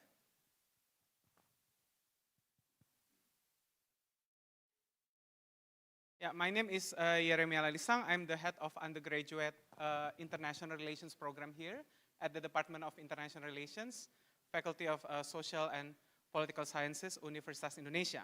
So today I want to tell you two stories, actually. Stories about dancers who crossed borders in the 1950s and 60s. These aren't just history. They show us what cultural diplomacy could be, but rarely is anymore. But I need to tell you something first. I didn't discover these stories. Brilliant scholars did it. Emily Wilcox, for example, spent years in archive uncovering China's dance diplomacy. Jennifer Lindsay from Australia documented Indonesia's cultural missions across 50 countries. And Indian scholars also gave us the theoretical tools to understand what these stories mean. And I have to say that I'm deeply indebted to all of them. What I'm doing today is simpler. I try to bring the research together, telling these stories and ask, can we learn something? Can we do this kind of work again? So let's start in Beijing in 1954. Chang Chun was 20 years old, a dancer from Shanghai. She had one dream, become a ballerina, ballet. That was real art. That was what mattered. Then came the order. She would join China's cultural delegations to India, Indonesia, and Burma, or Myanmar. But not to perform Chinese dance, to learn their dances, to learn Indonesian dances, to learn Indian dances and Burmese dances. She then told her teachers, why can I just study ballet? I do not want to do it. 2 years later, Indonesian government sent Balinese dance teachers to Beijing. Chang Chun was selected to study with them. You know what she did? She had refused to get on the bus to class. Her exact words, this dance is base and strange, she said. Think about that prejudice for a moment. This wasn't politics. This was visceral, in her bones. European ballet equaled high art. Asian dance equaled something lesser. That's what colonialism does. It teaches you to despise what's yours, what's your neighbor's. So what changed her? Not a lecture, not ideology. Her body changed her mind. In 1957, she studied with Uday Shankar, the legendary Indian dancer. Every day, rigorous training. Uday Shankar even choreographed a solo just for Changchun. 1957 to 1959, year-long intensive course, 4 Balinese maestro teach Balinese dance in Beijing Dance Academy. In 1960s, she again learned Burmese classical dance with master teacher Tao Kin Yut. The instructions was simple for Changchun: study hard and resemble the original. Not imitate, not fake it, but learn it. And here's what happened. Her muscle learned new movements. Her body submitted to foreign teachers, teachers who had authority over her. Repetition, day after day, the labor of learning. Her prejudice did not disappear because someone convinced her all cultures are equal. It dissolved because her body learned it first. Fast forward to January 1961 in Rangoon, today's Yangon. China and Burma, the relations were tense. Critical moment. Chou Enlai leads a diplomatic delegation. There's a performance. Changchun dances a classical Burmese duet. The dance ends. Burmese Premier Unu stands up. Yes, he stood up from his chair. Leads the entire room in thunderous applause. Then he does something nobody expected. He asked Changchun and his partner to perform it again. Right then, a few days later, at the presidential garden party, again, Unu requests a third time. Why did this work? Not because China was powerful, not because of the economic leverage. It worked because everyone in that room knew. They knew China had spent years learning the Burmese dance. Her performance was visible proof of respect. Even a journalist at that time wrote, "The whole room became thick with an atmosphere of friendship and joy." That's not theater, that's real. Now, here's what you need to understand. Changchun transformation required something else. Indonesia's equal commitment. In 1956, Jakarta, President Sukarno makes a decision. He sent a Balinese performing arts delegations to China. 81 people, mostly dancers and musicians. These Balinese tour 9 major Chinese cities. They stay in China for months. But more than that, Sukarno decides to send 4 maestro to Beijing. Not for weeks, for 2 years. Their job? Train Chinese dancers in Balinese form. And one more thing. Sukarno personally gives a 15-piece gamelan orchestra to China. Not a symbolic gesture. These are precious instruments. He's giving them the tools to keep learning, to keep studying gamelan even after the teachers leaves. And this wasn't unique to China. Between 1950 and 1965, Indonesia sent cultural missions to over 50 countries. Asia, Africa, Eastern Europe, the Soviet Union, some Western nations too. These were not quick visits, extended tours, weeks, sometimes months. But here's the thing. They weren't just performing, they were learning. Give workshop for the local artists? Yes. But also study local music, study local dance, bring back new knowledge, new instruments, new idea. When Indonesian artists came to China, they didn't just teach. They studied how China was building revolutionary culture, how China trained dancers, how China taught about people's art. They returned to Indonesia changed. So look at the timeline. Look at the investment here. China created a national course, assigned top dancers, built facilities. Indonesia sends maestro for years, give precious instruments of gamelan, fund the extended tours. This wasn't cheap. This was not easy. Both governments believe cultural exchange was worth major investment. April 1955, Bandung, Indonesia. The first major international conference without Western powers. A moment of hope. This became known as the Bandung Spirit. There are three core principles. Perpetual decolonizations, not only political decolonizations, but of course also cultural decolonizations. There was also a call to address historical injustices and a call to promote equality among nations. Not just political equality, but also cultural equality. Cooperations, not competition. Learn from each other as equals. Here, what this means in practice. Zhou Enlai told Chinese delegations in 1954, do not just introduce our culture, you must also study their culture. Not appreciate, not observe, but study. As in, submit to teachers, do the hard work, transform yourself. Actively initiate exchange. Do not wait. Engage as equals. This work because of three elements: genuine mutuality, the learning labors, rigorous study, and the decolonial intent. The goal was quite explicit at that time. Challenge the hierarchy that says European culture is superior.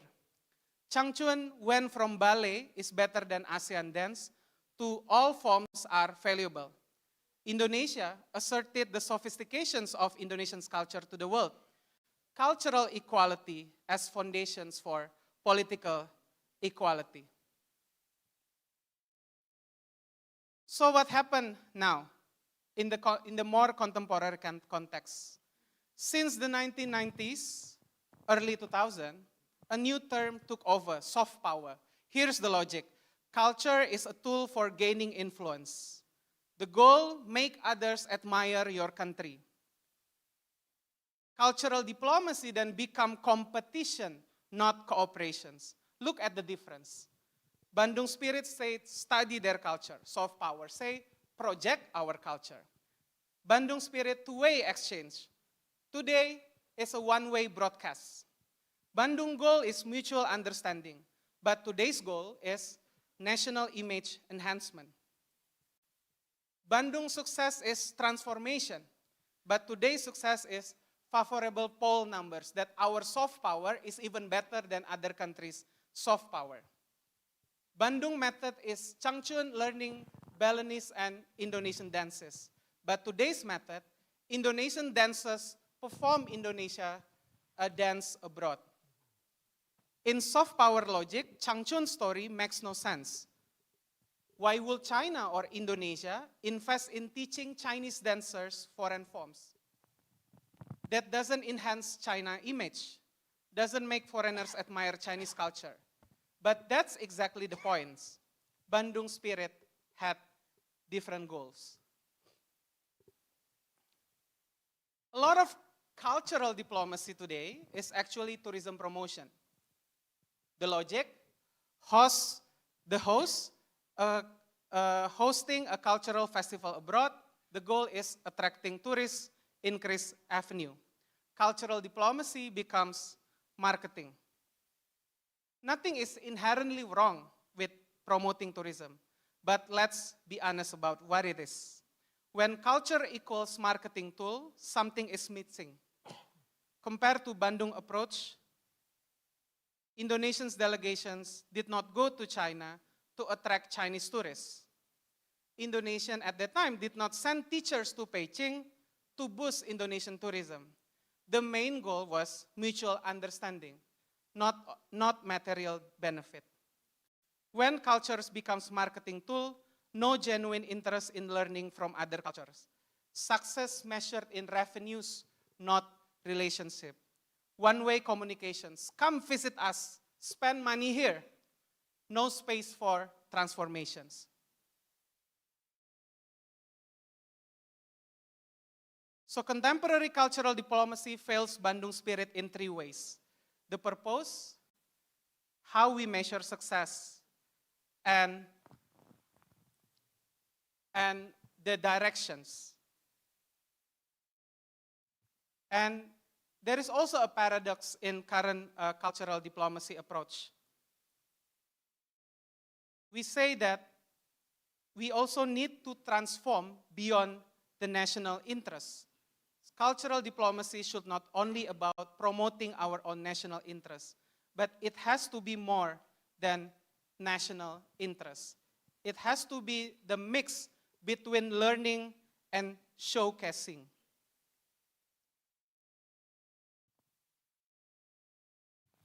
So, can we do this kinds of work again?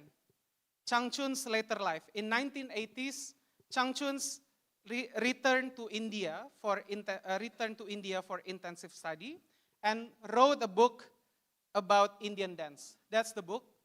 She authored the book written in Chinese. And younger generations of Chinese learn Indian dances from Changchun's pioneering work.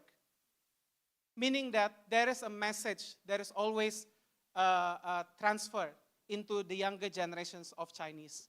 And the connections between India and China then becomes real. And Indonesia's legacy in cultural missions in 1950s and 60s shape also Indonesia's international recognitions. Artists return home transformed, strengthen their cultural confidence. Why do these stories matter? They are not just historical curiosities, they prove something. Cultural decolonization is possible. Through practice, mutual understanding can be embodied, not just proclaimed. Genuine transformations creates effects that strategy cannot manufacture. States can support this if they are willing to share authority with the artists. Our world today, soft power competition, tourism-driven cultural program, material interest dominating everything.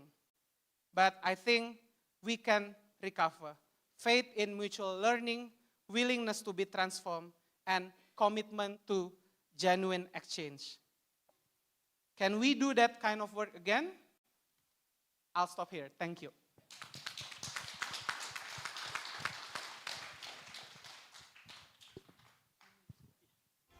Thank you, Pak Yere. It's very thought-provoking. Like, can we do that again? Okay. But can we continue with our third speaker first, then we can have discussions. All right, thank you, Madam Moderator. A very good morning, ladies and gentlemen. It's my pleasure to be here in this inaugural convention on cultural diplomacy at UI. Yeah, it's wonderful that I never thought that there's such a conference, yeah, on cultural diplomacy. In fact, at our department, we're just about to embark a module on cultural diplomacy. So when I was invited, this was like, wow, this is wahyu, revelation, that is. Yeah. I want to start with 2 or 3 anecdotes here. The first, when I grew up in the interaction and intersections of cultures. I grew up singing Tanah Airku oleh Ibu Sud, yeah, you know, the famous song.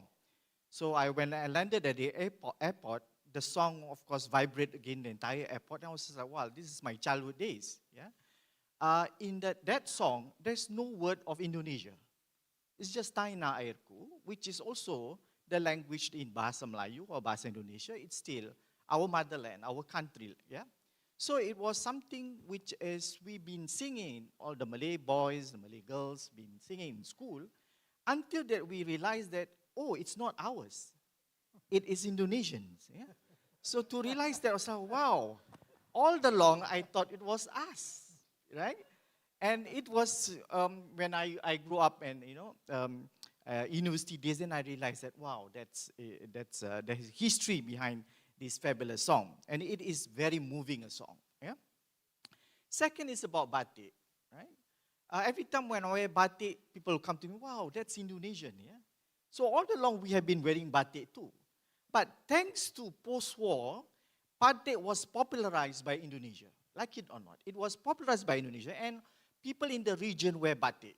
Today, national event in Singapore and Malaysia, people wear batik, and it is associated with Nusantara, yeah, the bigger archipelago, including the Malay Peninsula. But what is interesting is actually the Indonesian cultural production, yeah, not exported but shared. Exported means you are calculative. Shared means you have that kind of altruistic, benign way of sharing things, and I think that is wonderful. Professor Aditya mentioned just now about President Sukarno's attempt at cultural diplomacy via dance. Yeah? Actually, from within Indonesia, President Sukarno initiated the codification of Malay dance, Tarian Serampang 12. That has become a standard for Malay songs, for Malay dance. We don't even know that Indonesia codified it, because we have been dancing in school in Singapore, in Malaysia, in Brunei, thinking that all along it was us too, right? It was codified in Sumatra and later on spread throughout. All along we have been dancing it, but we don't know how to codify it. But thanks to Indonesia, Indonesia shared the codification. Yeah? Alhamdulillah. All right, let me share the point that I want to talk about. I don't think I want to say much because I think all our distinguished speakers have covered, especially a keynote by Prof. I think almost I was thinking, why should I be sitting here? Because everything has been covered, And this is very, I can imagine my other speakers after me, So just like when I want to say about cultural obligare or cultural obligation, I think before we talk about diplomacy, we need to talk about the obligation, why we need cultural diplomacy, how do we plan? I think we have sort of lot of lists, in our excitement, but there are also challenges in what we call the cultural distortion, the cultural disruption, and the cultural demonization, which is all the opposite of cultural diplomacy. What constitutes cultural diplomacy, I think most of the speakers have covered. But let me go through again a bit of just highlighting few points here. That culture can be just something that makes us feel good and cultured, which is quite natural for all human beings. Cultural understanding allows us to comprehend the realities of the present and including the past, that cultural forces bind individuals to the practices and the values of their forefathers and even their neighbors. We live in the world where identity consciousness is both celebrated and contested, but today I find that more contested than celebrated. The global order is multiracial, multicultural, multilinguistic, and multi-religious identities, although hegemony of one cultural paradigm persists, that make us become culturally timid, because of one hegemony, right? So this is something along the way where nation building comes concern of excitement of creativity, and culture has no borders. Political entity has borders, but culture has no borders, and this is where cultural diplomacy is very much needed. So the basic foundation of cultural obligation are cultural, it is a commitment, ordering and civilizing lives. We as steward of culture bearing the responsibility to ensure that cultural traditions, heritage, including environment, for the benefit of future generation, which is of course within your neighbors and outside. Cultural obligation conditions the way we think and organize ourselves and how we interact, engage and develop. And finally, I think, noblis oblique, which is another term where I think this philosopher, Spanish philosopher of Ortega Gasset used this term, yeah? Nobilis oblique, the obligation of the nobles, yeah?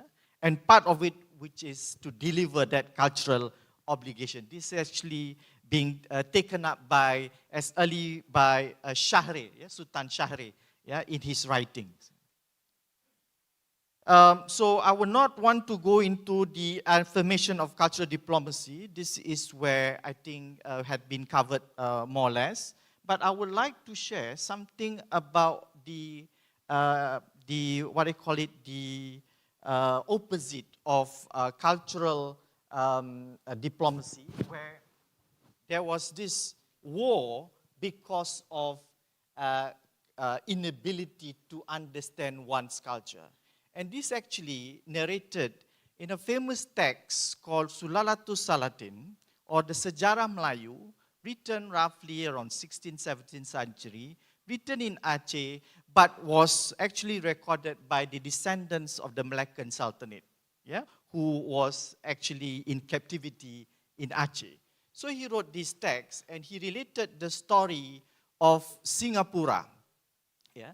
Singapura was once the port city, which is then part of the Srivijaya this is, of course, this history is narrated in terms of literature, but I would just want to read a bit so that we can know the very need of cultural diplomacy. So the Javanese delegation sent a emissary to Singapura, which is my country, yeah, and this is where it was read. The letter was read by Paduka Sri Pikrama Wira. It said, this is a letter from the Javanese Majapahit ruler. May it please the Paduka Sri Pikrama Wira, my younger brother, to take pleasure in the work of Javanese carver. The Singapura possessed such a craftsman. So it was a gift. The gift was an unwrapped by Paduka Sri Pikamawira. He saw a wood shaving rolled like an earplug. The Malay call it subang. Yeah? His Majesty smiled, understanding its implication and demands of the Batara of Majapahit. His Majesty said, he mocks our manliness, so he sent us an earplug. Not your iPhone earplug, yeah? This is subang, yeah? So the envoy, yeah? So the envoy bowed and spoke, my lord, this is not the message of your brother, the Batara of Majapahit. His Majesty meant is that, is there any craftsman in your Majesty's kingdom who can shave the wood as fine as this? The ruler of Singapore seen this as an insult to him, not knowing that the Javanese delegation had a different intent. War broke out. There was a war between the Majapahit and Singapura. The first war was repelled, but the second war, the Javanese occupied Singapura, and that leads to an establishment of the Malaccan Sultanate. Can you imagine? Just because of not able to understand a cultural gift, it leads to war, and fortunately gave rise to another sultanate called Malacca. All right, that was history. Yeah, so we need to learn something. I'm sure there's a lot of text that tells about diplomatic relations, yeah, in Nusantara. What then contribution of cultural diplomacy? What can it do to us? I think as a teacher of culture and history and literature, I think cultural diplomacy will enable us to appreciate other cultures, infuse self-knowledge about one's own culture. Yeah? Know thy culture means you are able then to understand others too. Cultural diplomacy puts the equation of culture on our practice in policy and planning. And to be serious in our cultural production provide us pride and a sense of mission, yeah, to share of our cultural excellences. Let's look at some of the things that we have been seeing today. For example, if you go to the National Gallery of Singapore, there was this big painting by Raden Saleh, yeah? Acquired by it's originally from Java, of course, but it was acquired by the Singapore Gallery. Part of it is not to tell the world that Singapore bought it, but to tell the world that we appreciate Indonesian art. Because there are some Indonesian friends who were not happy why Singapore got it, right? The idea is to showcase that if you live in Singapore, you're part of Singapore, you're also part of the region. The region art is also should be appreciated by fellow Singaporeans. That was actually the intention. Today there is a big celebration, yeah, about batik. If you can see batik in Thailand, for example, the collection of Kings Chulalongkorn is one good example, right? So we have the state of affair. We talk about serumpun, yeah, but mostly it's still rhetorics. I think academics needs to do more on this part. UNESCO cultural heritage, somehow which is good, but eventually we becoming competitive with each other, rather than we celebrate the regional excellence. Yeah? What can be done to enhance cultural diplomacy? I think this is something where the role of academia, role of corporate sector, we have all those planning, cultural exchanges and so on. I think it is good, but we need to do more. We need to do it more meaningfully. Yeah? Then we have what are the things which is not accomplished. Yeah? Among others, I guess, we don't make our artists, our literati as diplomatic ambassadors. Yeah? In fact, our cultural attaché are very shy people, yeah, in respective country. In fact, our diaspora workers are more visible in neighboring country than our diplomatic cultural attaché, because I don't see them around. Yeah, yeah. All right, then there's something that could be done then. But the big thing, I think, Ibu Dirjen said, yeah, somehow we need to plan and we have limited resources. We have big plan, but with small budget. Every time, even at the campus level, to do cultural diplomacy program, we have small budget. I tell you, it's in hundreds, yeah, not in thousands. Yeah. All right, and what are some of then we need to start to think about the cultural disinformation, the cultural demonization, right? We need to correct it. Out there are so many things talking about bad things about each other. Like, for example, the word Indo. It's not very nice. I tell my Malaysian friend and my Singaporean friend.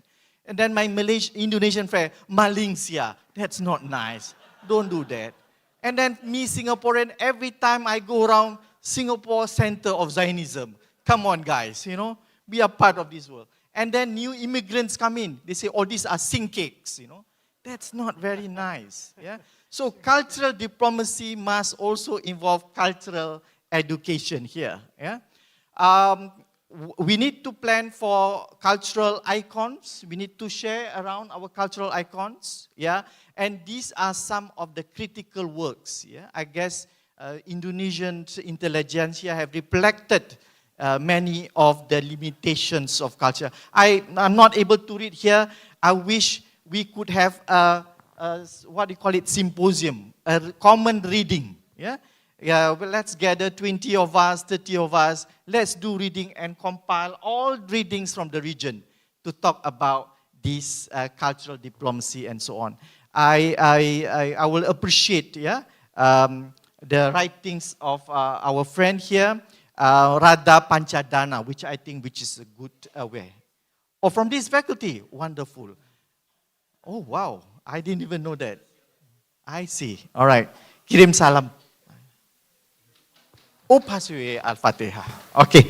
All right. On that note, time's up. But I would like to learn more from this conference. And actually, I'm a teacher of literature. I don't know much of cultural diplomacy. But at least I shared a story earlier. Let's not repeat the mistake. Yeah? And let's live together and celebrate our cultural excellence. On that note, thank you so much.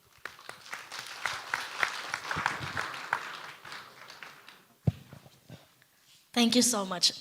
We learned so much from these plenary sessions. Before I open discussions and questions from the audience, I would like to promote a discussions here from the three of you. We already talked about cultural diplomacy and decolonizing the cultural diplomacy and the serumpun ideas. So what's next? What can we do next from these discussions that we are no longer like the Bandung spirits, but more about material benefits? And is Rumah Budaya enough, or what do you think about that? And how can we promote our serumpunness things? Maybe I start first. Yeah. I guess, yes. I guess one practical things that we can do is to beef up our modules, modules mata kuliah, di sini we call it, on cultural diplomacy. This is something that we heard before, but we have not really sit down and planned it. We have, let's say we have residency, we have literature residency, but do we have cultural diplomacy residency? That would be very interesting, right? We have, right? Okay, wonderful. So what else we can do? I think among others, things that as simple as exhibition, to get the young ones to, because they are the one who going to be the cultural ambassadors. Cultural diplomacy is not just the work of embassies, right? It's not just the work of cultural icons. It's the work of our young ones. So we need to have engagement, or we do what we call it summer courses. But summer courses in Southeast Asia, we have summer every day lah. So we should not have summer courses, because it's so Americanized in that sense. We should have a special courses during school holiday, to cultivate young ones, to be familiar with this topic. Unless our faculty already embarked on this. I'm not sure. I think, Prof, you can may share what UI's curriculum like. Okay, thank you very much. Continuing the ideas of my friend, I think the cultural diplomacy should become the commitment of every citizen and the country on abroad, because actually they are the spearheads of culture. Because everywhere we go, actually we are cultural ambassador. So we always bear our culture. When they look at us, then how we behave, how we talk, this is part of our culture. So we need to be conscious about that. We are all cultural ambassadors, and people need to be aware about that. And when they go abroad, then they know they are cultural ambassadors, and they can learn from the others, and also the others can learn from them. And that's actually what the core of the cultural diplomacy is. So by learning others' culture and showing our culture to others, I think we can build cultural diplomacy better in this case. Thank you very much. I think cultural diplomacy in the future should also be directed towards more two-way exchanges rather than only like an avenue to showcase our culture. From an Indonesian perspective, I can tell you that Indonesians academia, they do not really like to study about other countries, other cultures. Indonesians pursuing higher degree abroad, they always study about Indonesia, end up studying about Indonesia, but not really, about different cultures and different societies. I noticed this when I teach the class named IR in Southeast Asia. I asked my students at the class, do you know about Singapore's foreign policy? Do you know about Philippines' foreign policy? What kind of dynamics, domestic dynamics shapes these respective countries' foreign policy? So, no, students doesn't really study about neighbors, about neighboring countries. But I think I'm intrigued by the proposal of Professor Aza about, it should be like a sense of regional identity as well, rather than, promoting Indonesia's own cultural icon or Indonesia's own cultural product or whatever. From one perspective, it will be perceived as somehow, why then we put our budget to promote other cultures as well? But that's the point of two-way exchanges. That's the point of intercultural communications, intercultural interactions, to really find the similarities between all of us, which is all of us are humans after all. So cultural diplomacy should be oriented, should be directed towards this more like humanitarian perspective as well, in my understanding. Thank you. Okay, thank you for the answers. So we still have sometimes an open questions from the public. First and second. And third, yeah. The first one, yes.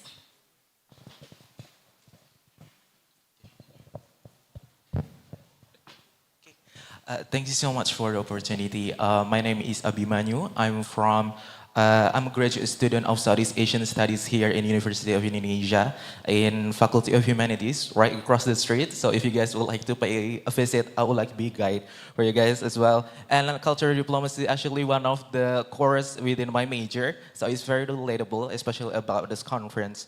And as I stated in the previous plenary and also in this plenary, the indigenous community must be allowed to own their narrative and also through their indigenous knowledge, which also by Professor Ahimsa, I think indigenous knowledge could be seen as cultural assets for them.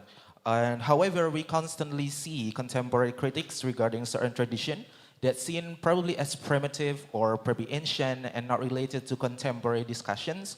For example, like Tani Merambang tradition in Sumba, which like forced marriage in Sumba, or even in Tabut tradition in Bengkulu that face many critics from Sunni Muslim clergy and scholars, and many rejection of mystification of customary tradition within Indonesian communities. So my questions to all speakers, Mr. Aditya, Pro Ahimsa, and also Mr. Azhar Ibrahim, how could cultural diplomacy communicate this tradition, especially to wider international community that consider themselves as probably more modern or empirical communities, and also how to weave and negotiate it to contemporary issues and engage it with certain initiatives such as Rumah Budaya Indonesia or any kind of initiatives without creating or reduce the meaning of the customary traditions, the customary tradition of that example. So yeah, thank you so much for the opportunity. To answer or collect the questions? Okay. Okay, thank you very much for the questions. Yes, this is the problem with us. Usually, if we look at the videos of the Kementerian Kebudayaan, although it's good, yeah, I have some notes. It's more about our tradition. Yeah, it's not quite modern. So we ask ourselves, where is the modernity of Indonesia? Something like that. Yeah. So this is the problem of us. Yeah. Actually, the culture that we need to, let's say, others know about us is not only the tradition that we have, but also the present situation, the current situation, and that's what miss in I think some of the videos already. We are, perhaps it's quite related to our identity. So if we lost this, we think we'll lose. Actually, if we talk about culture, it should be about the contemporary culture as well.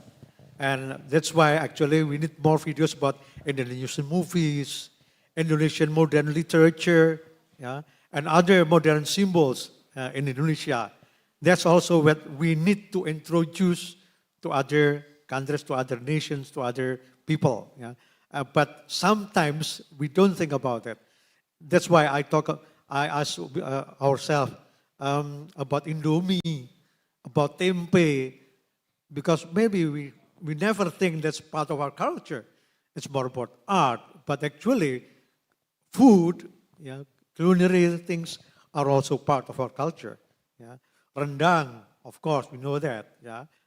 Unfortunately, sometimes we don't think culture as wide as that, yeah, so that it can cover a lot of things. Sometimes more about tradition, which we get from our ancestors. Yeah.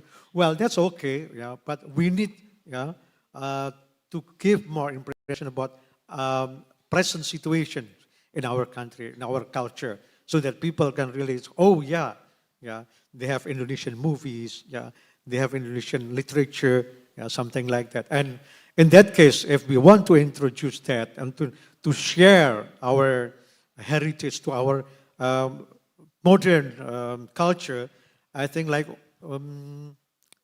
literature, we need to translate them. Yeah. We need to translate them into other languages so that people know, oh, there are literature like this. Yeah. Otherwise, what we know then, or what other people know, is more about our tradition, it's about the past, and not our present situation. And I think that that's one of the challenges in our cultural diplomacy. Thank you for the question.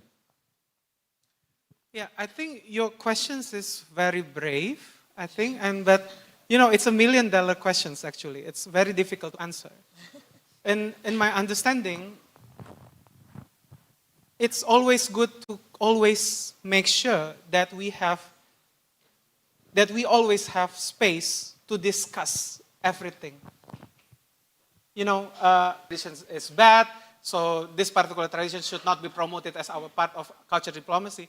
But at least the discussion should be continued rather than, you know, make a one conclusive framework that should be included in our cultural diplomacy or not. So what I'm trying to say is we need to ensure that we are ready to share the authority in doing this cultural diplomacy. Meaning that we need to position ourselves as open as possible to really ensure that the two-way communications is happening, including from the indigenous community. So the communications in promoting cultural diplomacy, in my understanding, should not always be like a top-down, but also bottom-up. Meaning, ensuring that the space for the from below to be also heard in whatever Indonesia or other countries trying to do in cultural diplomacy, I guess. Thank you. Maybe I just sum up. I guess the moment we want to do something for, let's say, a indigenous community, the tendency is to do for them rather than to do with them, right? I think that's a totally different position. Secondly, there is a lens that when we want to look and promote them, there is a tendency that we are actually superior and then we want to help them. Yeah? In that process, we sort of like exoticize. Yeah? I agree with Prof. For example, we feature, let's say, in Semenanjung, we have Orang Asli. So the moment we talk about this is an indigenous community, Orang Asal, Orang Asli, the moment we want to feature them, we always want to see them in their traditional dance, traditional crafts, but not them adjusting, adapting to modernization. We don't do that. In fact, we think that, oh, if we project them, struggling with this modernization, is no longer authentic. I think it needs to be corrected. We cannot become new Orientalists, right? They exoticize our own people. I think that is very dangerous. And that's where I think an understanding of culture in the sense of the present day needs must also be computed.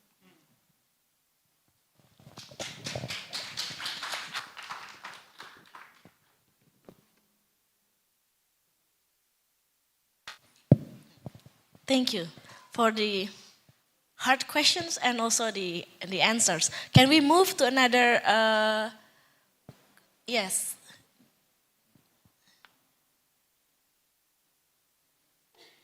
This lady with the purple mask. Yes.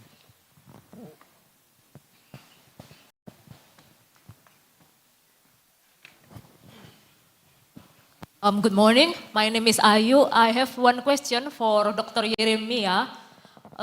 It's nice example to bring the cultural diplomacy between India and China, but seeing the current political conditions, I think that the previous example was not really relevant anymore because both China and India now are competing each other, let's say in security or in weapons, technology and something like that. So what do you think? My question is, how can the cultural diplomacy bring back those countries and other countries to be friend anymore, something like that? That's the question. Is it possible? And then maybe how, any idea? Because yeah, when I see the current political condition between India and China, they are not good. Thank you. Can I just directly answer it? I think we need to shift our attention when we are discussing about diplomacy. Diplomacy is not only interstate relations, but non-state, especially people, are now heavily involved in two-way interactions between nations. So, yeah, maybe from one dimension that it no longer works, but, you know, Indian dances in China, you know, many Chinese are still the fan of this Indian dance, brought in China in 1950s. And it's like a cultural icon. And the dances are still being learned. So maybe there are conflicts between governments, but connections between people can sustain. And these connections, these people-to-people connections, these connections between culture, should not be perceived as a secondary to international relations, because it is the central part of international relations. So we need to rethink the way we understand international relations.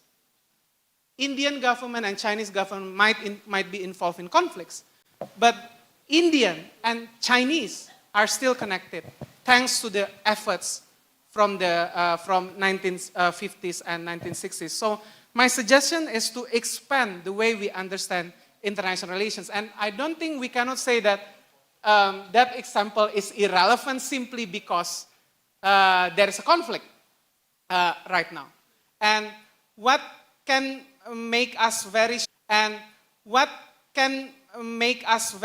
that if we replicate the way the Indian and the Chinese interact in the 1950s, we can be very sure that, for example, it's no longer relevant in contemporary context. I don't think so. So I just want to provide an example of how we can do cultural diplomacy in a different way, in different perspective.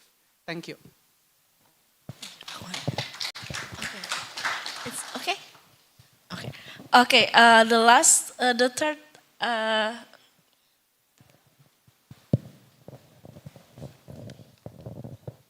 Thank you. Assalamualaikum warahmatullahi wabarakatuh. My name is Salihah from the Ministry of Culture. I work at the Directorate for Cultural Diplomacy, Promotion, and Cultural Cooperations. So a big round of applause to our distinguished speakers today who deliver their quite thought-provoking presentations. I have a questions on what Dr. Yeremia mentioned earlier about that cultural diplomacy could be a tool for tourism marketing. It's quite interesting for me, for especially that you said when culture becomes a marketing tool, no genuine interest in learning from other countries, success measures in revenue, not relationship, and no space for transformation. So I have two questions, Dr. Yeremia, regarding to these topics. The first question is, I believe that many of us here agree that tangible culture is a far way more easily measured than the intangible ones. So my question is, the first... I'm trying to say, it has to go beyond tourism promotions, yeah? And I think cultural diplomacy, two-way interactions between nations can, at the end, contribute to whatever material interests that these countries have in conducting that interactions. But whether it is intended or unintended, but in my understanding, if we have two-way communications, two-way interactions, then eventually it will contribute as well to whatever material interests we have. And there is also nothing wrong with delivering our national interests. That's the thing.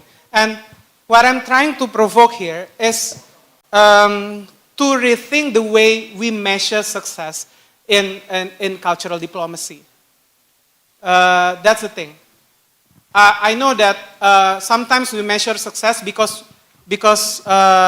bureaucrats spend state's budget and they need to be held accountable in how they spend the state budget in doing whatever cultural diplomacy program. Yeah, I understand that very much, but I think this conference is also an avenue for us to discuss that some material indicators should also be complement with something that is intangible. Human connections is really hard to measure. Friendship is really hard to measure. And we cannot measure success in, for example, the number of visitors in our Indonesian pavilion in Osaka, the World Expo, for example. Yeah, we need to spend extra effort as well to part of them is to educate our audience that we target something bigger, which is real connections, real mutual understanding, rather than short-term material benefit. So I hope this conference can provide us with some recommendations on how, this kind of community here in Indonesia, always talking about, promoting culture, not only for material benefits, but also for real friendship and mutual understanding between nations. I think maybe Prof. Asa? Yes, thank you very much for the question. I think we need also to understand actually what has been done by the government, in Indonesian government, about cultural diplomacy. That's why I think we need to know about how it's about Rumah Budaya Indonesia. What did they do? What are they doing right now? And how many Rumah Budaya we have if we really want to use that as part of our cultural diplomacy, not only as promoting Indonesian culture, but also two-way communication where the local people, I mean people in other countries, can learn something about Indonesia and Rumah Budaya and how, and then our people can also introduce our budaya to other people. Yeah? I think what we need more is how to design strategies to do the cultural diplomacy appropriately. I'm afraid we don't have it yet, this kind of strategy, but this is not my part to answer. It's more on the part of the Kementerian Kebudayaan. And as we know, Kementerian Kebudayaan, as a Kementerian Kebudayaan, is just started with this Prabowo presidency. Yeah. In the past, kebudayaan is always related to pariwisata or to pendidikan. It's never in itself. And that's also the problem. Because when kebudayaan is only part of the other thing, or related to other thing, then you don't really pay attention to kebudayaan. And I think now is the time, because we all now have Kementerian Kebudayaan, now is the time to really think seriously about cultural diplomacy and then cultural policy, and that's already mentioned by our Dean, Mas Semiarto Aji, and then design strategies related to do cultural diplomacy, and with the inputs from our conference today. I think that's what we need to do. Thank you. From my experience, I did engage with some tourist operator.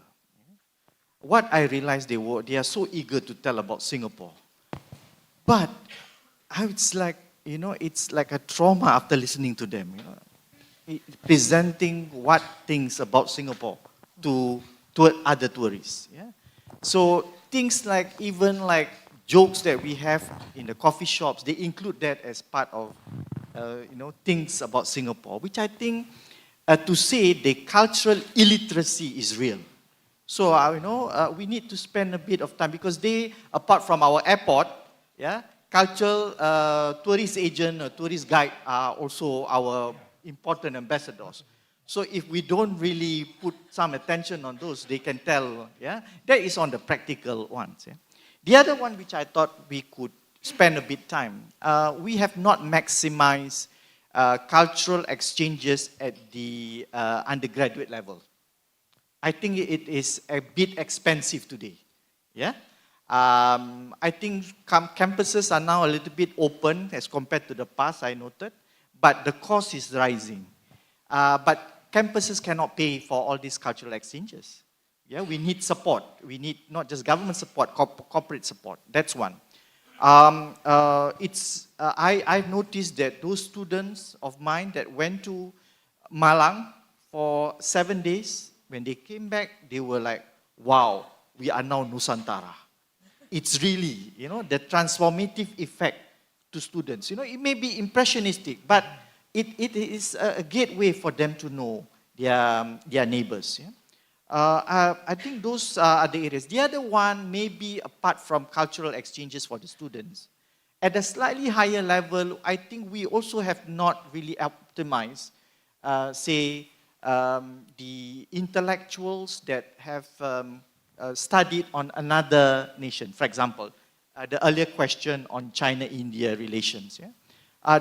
That is all the more important today. Yeah, that let's say we read the works of Romila Thapa, a famous Indian historian, right? That covered much of China's history. Yeah. So all the more, I think we should pay attention to Romila Thapa.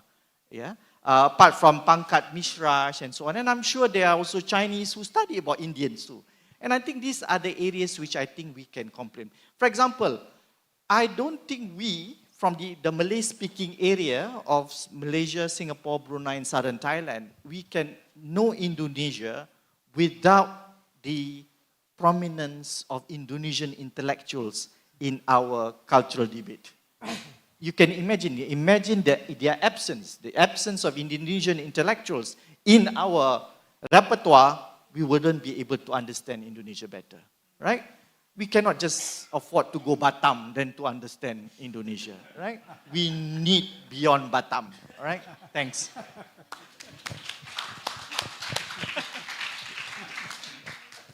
This is a very interesting discussions, but we are very sorry that we meet the time limits already.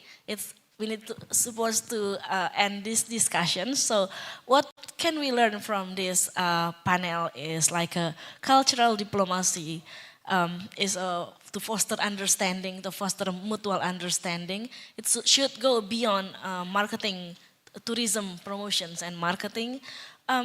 So it's not only the works of the government, and as Professor Ahimsa said, like us, each of us is also a cultural ambassadors of our own. So, so I think it's also the works of schools and universities that have to invest more on art and culture, so we can learn two ways about each other with other people in this politics situations. It needs to have a mutual understanding of others. It's really important. So this is a very important thing to do, I think, in the future.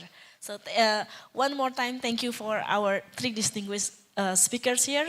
Can we give one more applause for them?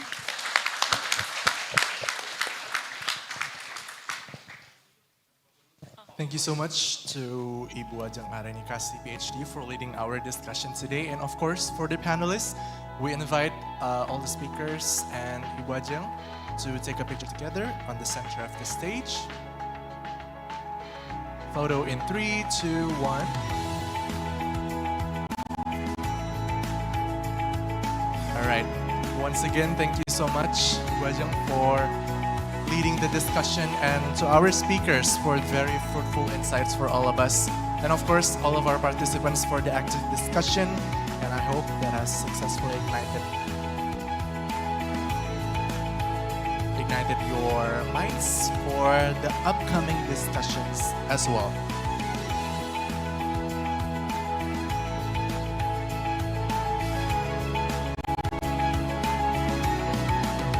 Ladies and gentlemen, with the conclusion of the plenary session 2 just now, we may now proceed to our next agenda, which is very special.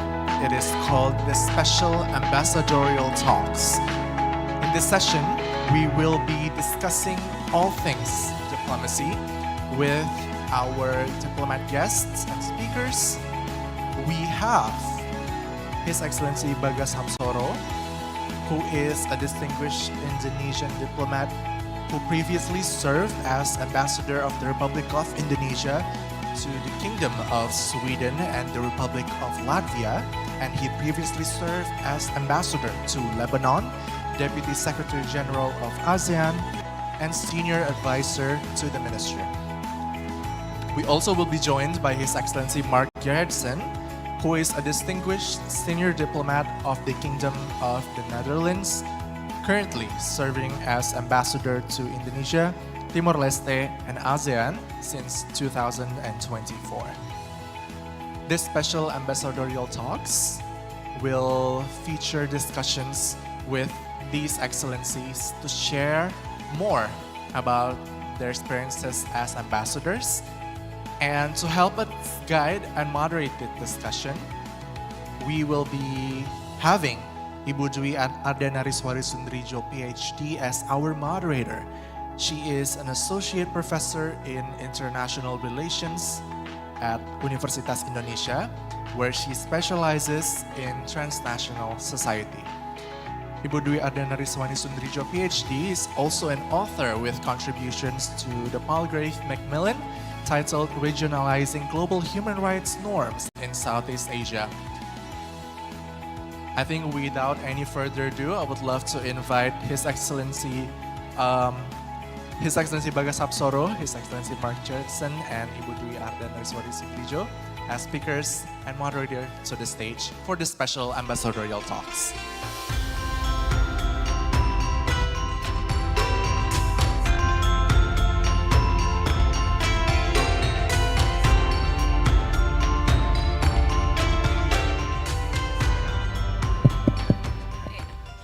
Okay, here we are now in a very strategic and important session held in a very crucial hour, 12 o'clock up to 1 o'clock, which actually we should have lunch.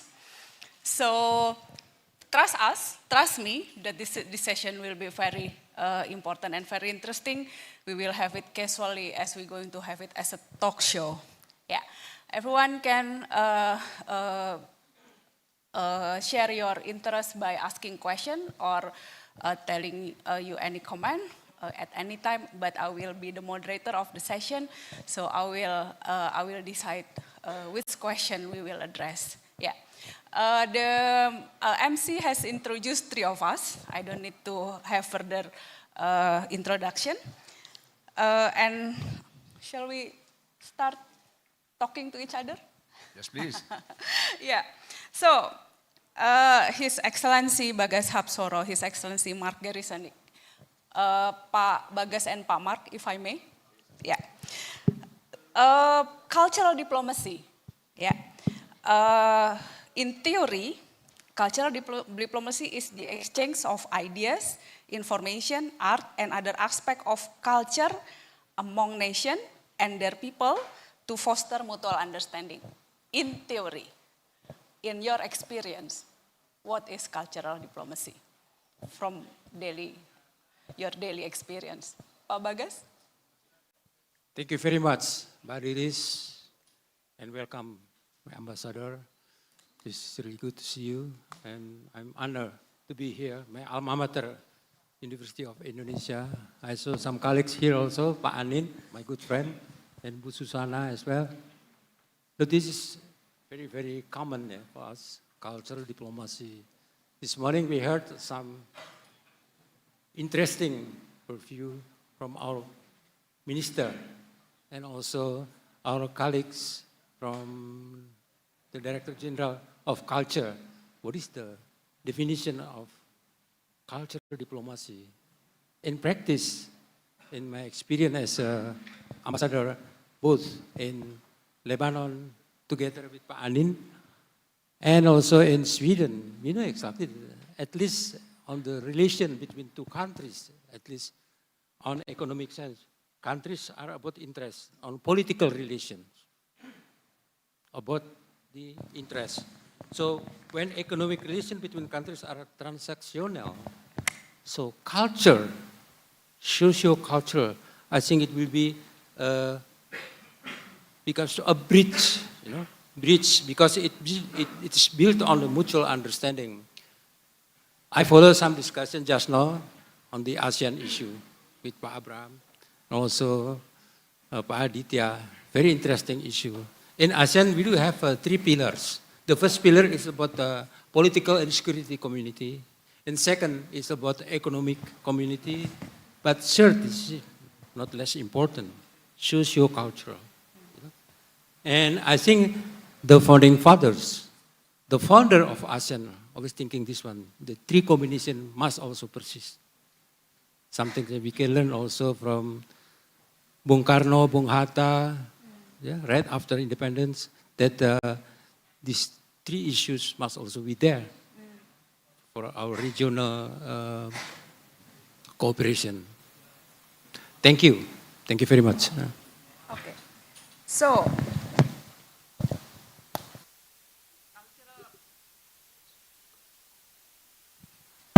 okay, according to Pak Bagas, cultural diplomacy is part of the 3rd pillar in ASEAN relations. But as it is a 3rd pillar, doesn't mean that it is less significant compared to the 1st and the 2nd. So it's not only, we cannot any longer say that cultural diplomacy is part of low-key diplomacy because it plays like a very strategic role in relations between states. Yeah.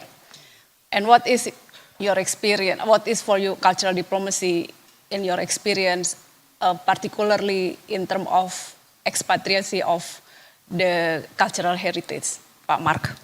Thank you very much. First of all, Selamat Siang. It's a great honor to be here and to talk to you or with you. I'm looking forward to the discussion, so please feel free to ask any questions at any time. I really hope we can have an interactive discussion. As the ambassador of the Netherlands to Indonesia, for us, cultural diplomacy is at the heart of what we do. Why is that? Also, for us, we work with 3 pillars, similar to what the ambassador said. There's a political pillar, an economic pillar, and there's a 3rd pillar. Actually, I think we use pillars like ASEAN does and others do. It's not exactly the right metaphor. Because, yes, you have politics and you have economics. And politics is usually the G to G, government to government diplomacy, the old-fashioned diplomacy that you use to prevent war, that you use to enhance friendship between nations on the government level. And you have private sector cooperation, and that is economic diplomacy. As embassy, we try to help Dutch companies do business in Indonesia and vice versa, Indonesian companies to do business in the Netherlands. But there's this 3rd topic. I would define it broader than cultural diplomacy. I would define it as people-to-people contacts. And especially between Indonesia and the Netherlands, people-to-people contacts are at the heart of what we do. Whether it's scholarships and educational cooperation, whether it's about language. I was here already earlier today at UI to give a lecture on Dutch, to the community of Dutch studies, which has been going on already for 55 years. But of course, language cooperation goes back much longer. There's much more when it comes to people-to-people contacts. There are 2 million people in the Netherlands that have an Indonesian connection, and there are here in Indonesia maybe 25,000 or more alumni who have studied in the Netherlands. So on that basis, people-to-people contacts, and at the heart of it being culture and the cultural connection and cultural exchange that we have, this is again probably not a pillar, but more like a foundation. You should see it as a horizontal theme that connects all the other topics. Without cultural diplomacy, without people-to-people contacts, real political cooperation and understanding is not possible. And also, if you want to be successful in economic diplomacy, you need to involve people. You need to involve people with their heart. And that is what cultural diplomacy is about. It's the foundation of diplomacy. Okay. Foundation of diplomacy, if I may follow it up. Talking because this is ambassadorial talk, I need to really ask about what happened actually at the street level. We are not talking in academic matters. So in terms of people-to-people relations, connecting people to people, cultural diplomacy as the foundation, not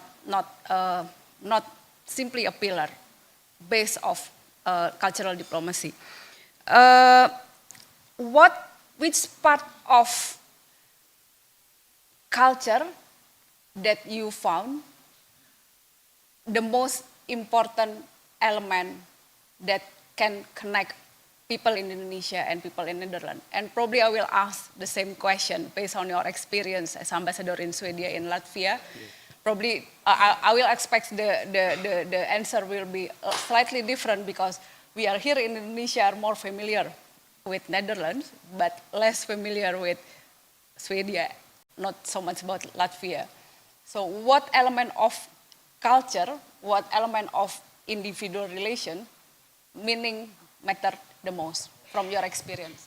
My experience is that at the heart of cultural diplomacy there is respect and a genuine interest in what makes the other side tick. Where does he or she come from? What are his or her values? And that interest and that genuine trying to better understand where you're from and what you're about, where you want to go. If you get that right, and that again is cultural diplomacy, then you really get to a higher level. I already mentioned language, but when it comes to Indonesia, I think Indonesia's cultural heritage is of enormous importance because it really connects to the identity of what Indonesia is. And that also then brings me to what you asked earlier, where does cultural repatriation come in? I think it's exactly there. Exactly that we know how important it is for Indonesia to assert its identity, to embrace its cultural diversity in all its richness. And when there are elements missing in that cultural identity, it is our task to bring that back and to enhance Indonesia's cultural identity. Thank you very much. I just want to add a little bit on this issue. I agree entirely with Ambassador Marcus. Another thing is historical ties. We're so close. Education, economic issue, the bilateral issue as well. And diaspora is one of the issues that my friend Ambassador of Indonesia to Den Haag, Pak Buyung Mayervas, always mentioned that I'm so happy here because 350,000 Indonesians living in the Netherlands help to strengthen relations between two countries. I think more than this number. And I agree entirely with Ambassador Mark on this issue. And since I'm a lawyer, my father told me that you have to study and also follow the discipline in the Netherlands, the Dutch system. And my subject from University of Indonesia, Faculty of Law, is strafrecht, criminal law.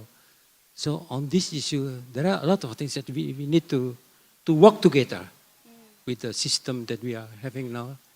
Even we have a continental system, European continental, but also we can also learn from Anglo-Saxon as well.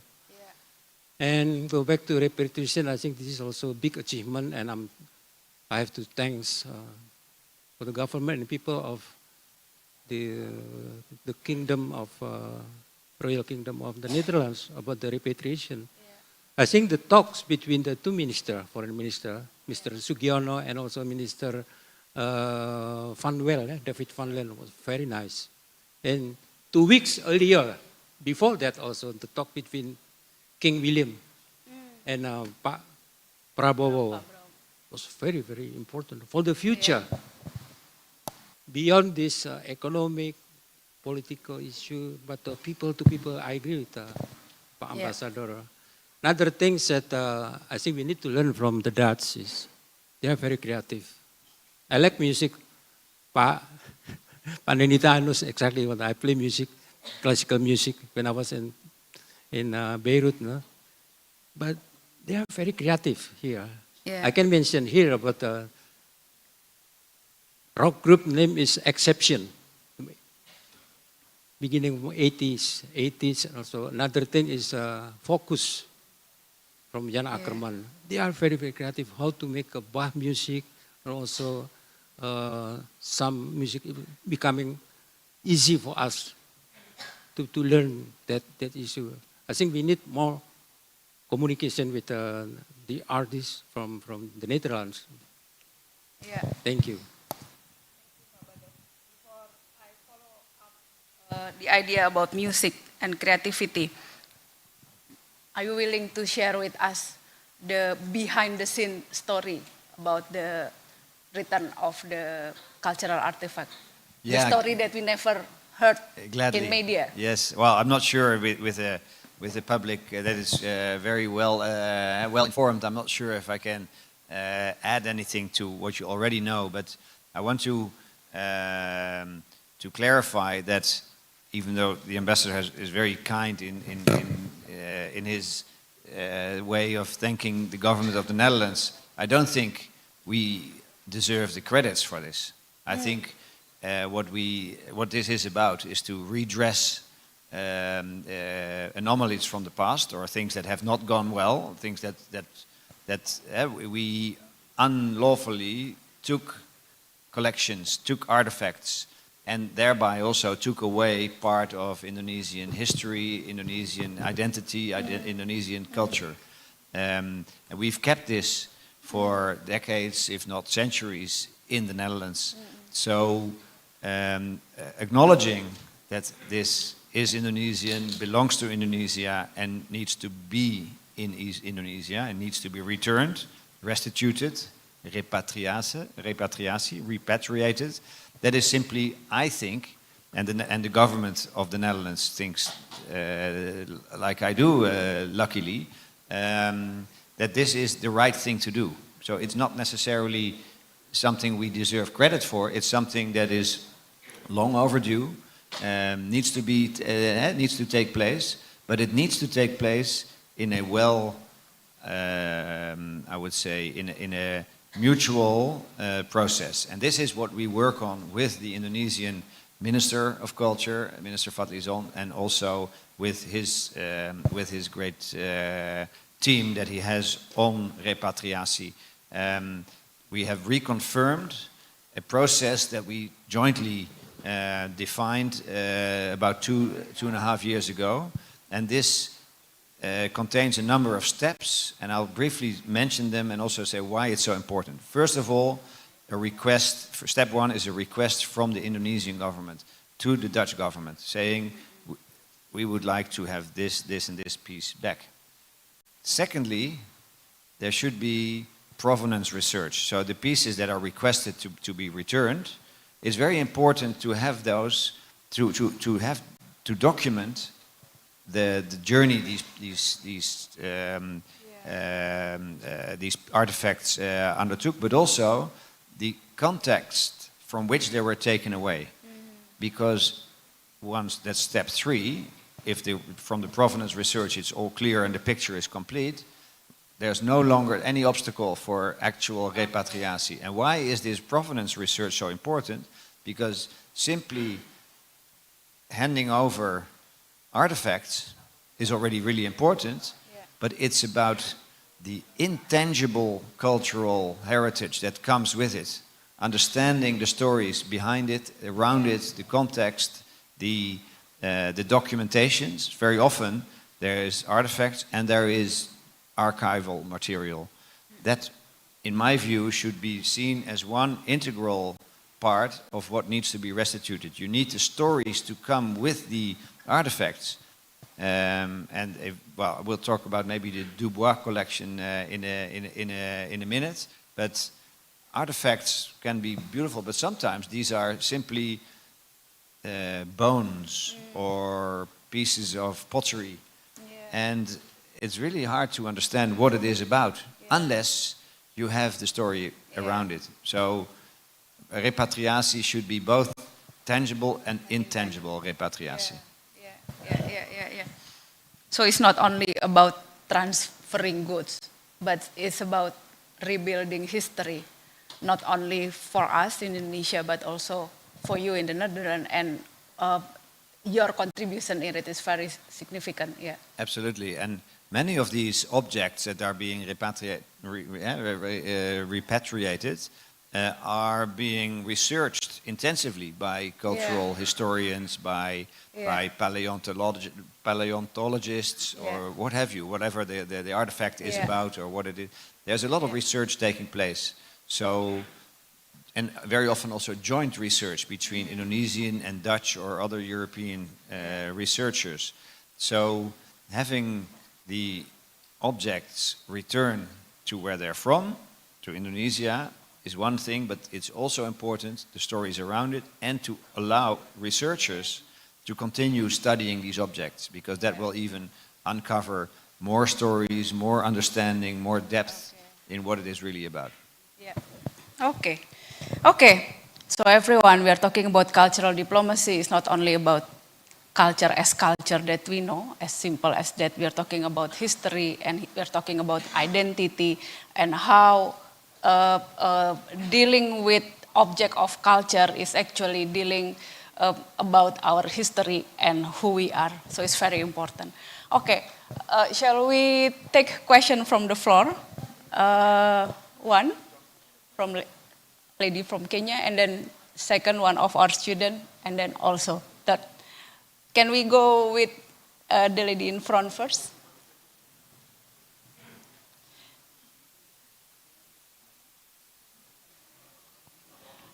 If you can be short and sharp and direct. Yes? This one.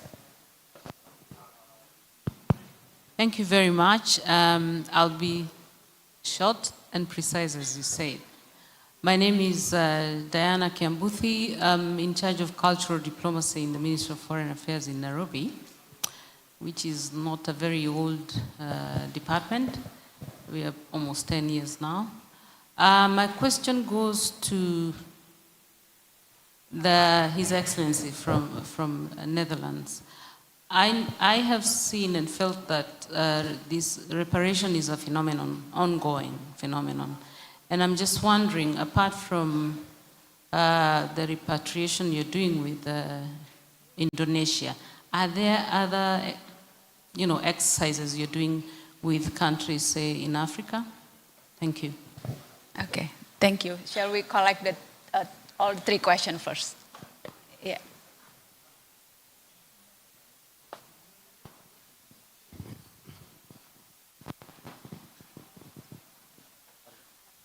Okay. Okay, good afternoon for His Excellency and Bapak Speaker. I am Salma. I am currently a student of International Relations in UI, and also currently doing my research on public diplomacy, especially on education diplomacy of South Korea in Indonesia, actually. I just want to ask about, because speakers mentioned about education diplomacy that Netherlands especially doing right now in Indonesia. I just want to ask about how effective is the education diplomacy that the states strategically designed for the publics in Indonesia. Thank you. Okay, thank you. Yes, third one, please.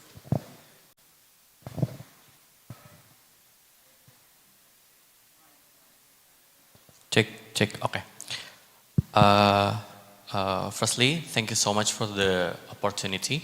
My name is Faik Ramadan, a graduate student from Faculty of Humanities. So, right now, as a researcher from Faculty of Humanities, I'm with my colleagues, my lecturer, and Mr. Daniel. And then we're working on research about the cultural diplomacy in the Karimun Jawa archipelago.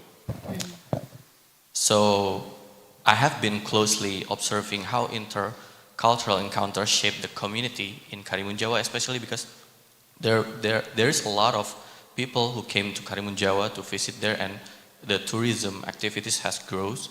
And then a lot of people from Europe, especially from Netherlands.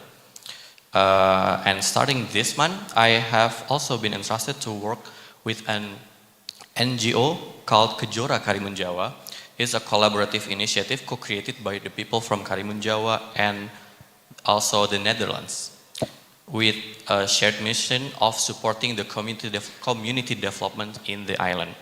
However, in our practice, we face a challenge that some segments of the local community, particularly those connected to educational institutions, that especially our Dutch partners, as unintentionally overshadowing or even diluting local cultural values. This creates a tension between public relations and slows the trust building process that is essential and meaningful for the educational program that we provide in Kejora Karimun Jawa.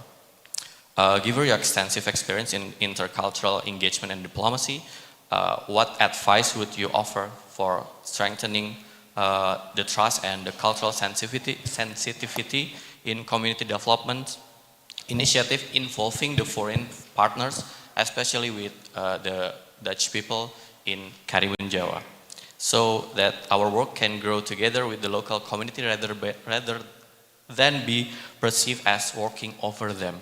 Thank you so much for the opportunity. Okay, thank you. Centraling on you, Pak Mark. Thank you very much for the different questions, and I hope I'm able to answer your questions. If you're not completely satisfied with the question or with the answer, please don't hesitate to indicate, and I'll try to do better. As for the first question, indeed, we work with several countries on repatriation. For us, this is not a bilateral thing between the Netherlands and Indonesia. This is about deconstructing colonialism. This is about trying to adopt a new attitude that takes into account the wrongdoings of the past, including, for instance, slavery and other wrongdoings. So, for instance, with Suriname, with Nigeria, with South Africa, we have already been engaged in repatriation, restitution of artifacts, of collections that were taken away in the colonial period. For instance, some of the Benin bronzes were restituted to Nigeria recently. Also, maybe good to indicate that it's more than just the return of artifacts. I already said something about this earlier, but to give a very concrete example of what we're also trying to to get to terms with is, for instance, with the United States. Some time ago, we commemorated 400 years of ties with the city of New York and what came before that. Very recently as last week, we had another engagement with New York, but involving indigenous communities, because looking at New York as a city that more or less was created at some point by colonizers is not what actual cultural diplomacy should be about. It should be about the identity of the people, and especially also the people that lived there originally. So it goes back much further and should involve indigenous communities. So our ambassador for cultural diplomacy engaged in discussions with Native American tribes, indigenous communities in the state of New York, along the river, the Hudson River, to get a better dialogue than just thinking about the history that there was there with the Netherlands and New Amsterdam, as New York was called previously. So it forces us to reconsider our own history and our own role in that history, and taking a much more a broader view. I cannot give an answer to the question whether or not we are engaging in a discussion with Kenya at this moment. I assume not, otherwise you probably would be aware of it, but I'm willing to look into this and to see where we stand in this respect, because I'm sure engaging in a discussion with you will yield, even though we haven't been, right, as colonizers in Kenya, I'm sure there is ample material to talk about, or to see how we can come to a common understanding of the past and our joint future. As for the question on educational diplomacy, I hope I understood the question correctly. Specifically on educational cultural diplomacy, what we engage in as part of the whole repatriation efforts, the joint efforts with the Ministry of Culture, is also that we work on museum development, museum sciences, having exchanges between museum professionals from Indonesia with the Indonesia Heritage Agency, and also with DKI Jakarta, and Dutch museums, including the Dutch Museum Academy, which is a university or a major within a university for those who want to become museum professionals. And it's not only about art history or about curating the collections, it's also about how it's also about storytelling. It's also about the business part of museum science, or the museum management, so to say. So it has a very broad range, but it's in the end about cultural educational diplomacy.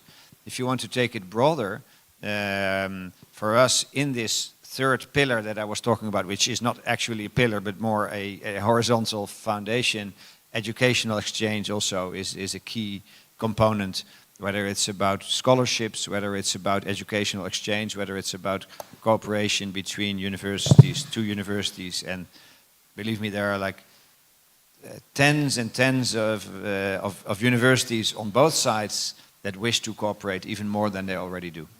So this is only question 2, I'm afraid. So very briefly on question 3, on Karimun Jawa, if I were you, I would try to engage those tourists either while they are there, or if that doesn't work, you have such beauty, you have such cultural and natural beauty. I think that should be translated into a price. I would say that tourists ought to pay a tourist tax, and from that tax, the community should benefit, not just the central government or the provincial government. It should really go to the people living on the islands. Yeah. Thank you so much, Pak Mark. Before I open for the second round, question from the floor, I think I would like to also ask Pak Bagas. Yes. You know, question related to education diplomacy. Yeah, correct. Yeah. Can you share your experience while working as ambassador in Sweden and Latvia related to educational partnerships? Thank you, Mbak Riris. You may recall this morning when the opening speech, Pak Hairul Hudaya, on behalf of the Director of University of Indonesia, mentioned that, culture carries stories. And diplomacy envisages dialogue and trust. I think this must be combined also, work together side by side, living in perfect harmony. And I think this is a good story, When the President Prabowo Subianto had been warmly welcomed by King Alexander in The Hague, From that visit, a significant decision emerged that the Netherlands would return the Java man fossil from the Dubois collection. I think this decision goes beyond an archaeological exchange. And I agree with Ambassador just now. It is the future of mankind. And what makes me happy also, the follow-up, the discussion between Minister Sugiono and Mr. David, at the time, didn't stop at the historical nostalgia. Their main agenda now is in the future frame of the plan of action 2026 to 2029, a comprehensive partnership roadmap. So I think paving the way on this issue, I think the spirit is there. So for us, not only diplomats, not only the civil servant, ambtenaar, but also the academicians, NGO, and agree with the ambassador, need also engage together with different people to people. On Karimun Jawa issue, also I agree with Ambassador Mark. I think there must be some follow-up on this very issue. Because for me, the third pillar on economic or socio-cultural, if you like also, must also entrusted on the issue of the environment issue, environmental issue. This is the future issue. I think the people must also understand the future of mankind. We do have this one agreed by international community and the SDG. And this morning also we discussed about SDG, little bit from Minister Fadlizon on this issue. So empowerment is yes, but awareness also important. It is our task. Okay. Thank you, Mbak Riris. Empowerment Yes. should go with awareness. Correct. Yes. Yeah, because if we empower without awareness, Yes. then we will grow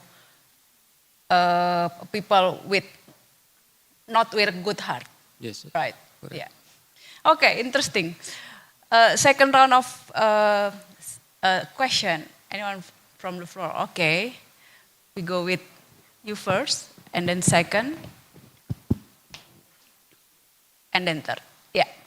Thank you.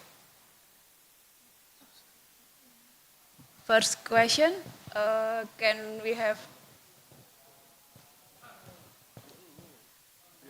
paling depan ini Mas, tolong Mas. Terima kasih. Ini, ya silakan.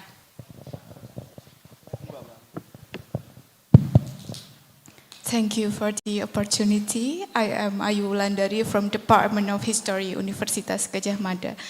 I want to ask a question to Mr. Mark Harrison. Following the recent repatriation of Indonesian cultural objects, we are grateful that repatriation is also followed by some academic support from the Netherlands, like the Netherlands Wetenschappelijk Onderzoek. They support for facilitating for the research for colonial objects, for some collection or objects with colonial context. And we are grateful that we from Department of History UGM, we have 2 ongoing consortium with some museums and also NWO for research on the Lombok treasures that looted from Cakranegara Palace in Lombok in 19th century. And the other one is research on Yap Koon's Sound Archive in the Netherlands. But sometimes repatriation is only transferring objects to the national institution in Indonesia. For example, the Lombok treasures is now only stored at the National Museum of Indonesia in Jakarta. And when it's only stored at the National Museum, it doesn't mean there's a restorative justice. And I want to ask a question that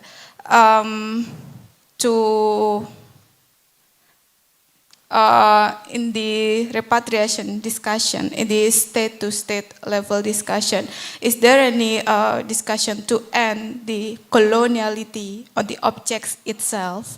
So it's not only stored at the National Museum of Indonesia, but it's also followed by restorative justice. And in the repatriation mechanism, is there any local communities or local voices involved there? Because when I went to Lombok, some of the Lombok peoples, for example, the descendants of Cakranegara itself, they said that they never involving in the repatriation mechanism of the Lombok treasures itself. Thank you. Second question, please. Ya. Bisa tolong dipas. Well, thank you for the opportunity. I'm Anisari Datul from State University of Surabaya. My question is, since now we are in digital era, I'd like to ask to both speakers, could you give us more explanations related to the role of government, especially the embassy, in digital platform as a way of diplomacy? So the diplomacy is not only conducted directly, for example, by promoting the culture in some events, for example, like us as the students, if we work abroad or study abroad, for example, in Netherlands, but also how we can take a benefit from the digital to promote the cultures of our country. That's my first question. And the second one is how the government could guarantee if it will broaden the cultural, our culture rather than as a threat or a threat to erode the local culture in each country. So please tell me like how the government can guarantee in terms of the collaborations, for example, between government, with the influencers, or within the society, or we call it like people-to-people contact. Since I think I found that some research, the government has not maximized the digital platform to promote the culture itself. Thank you. Thank you. Okay, third question.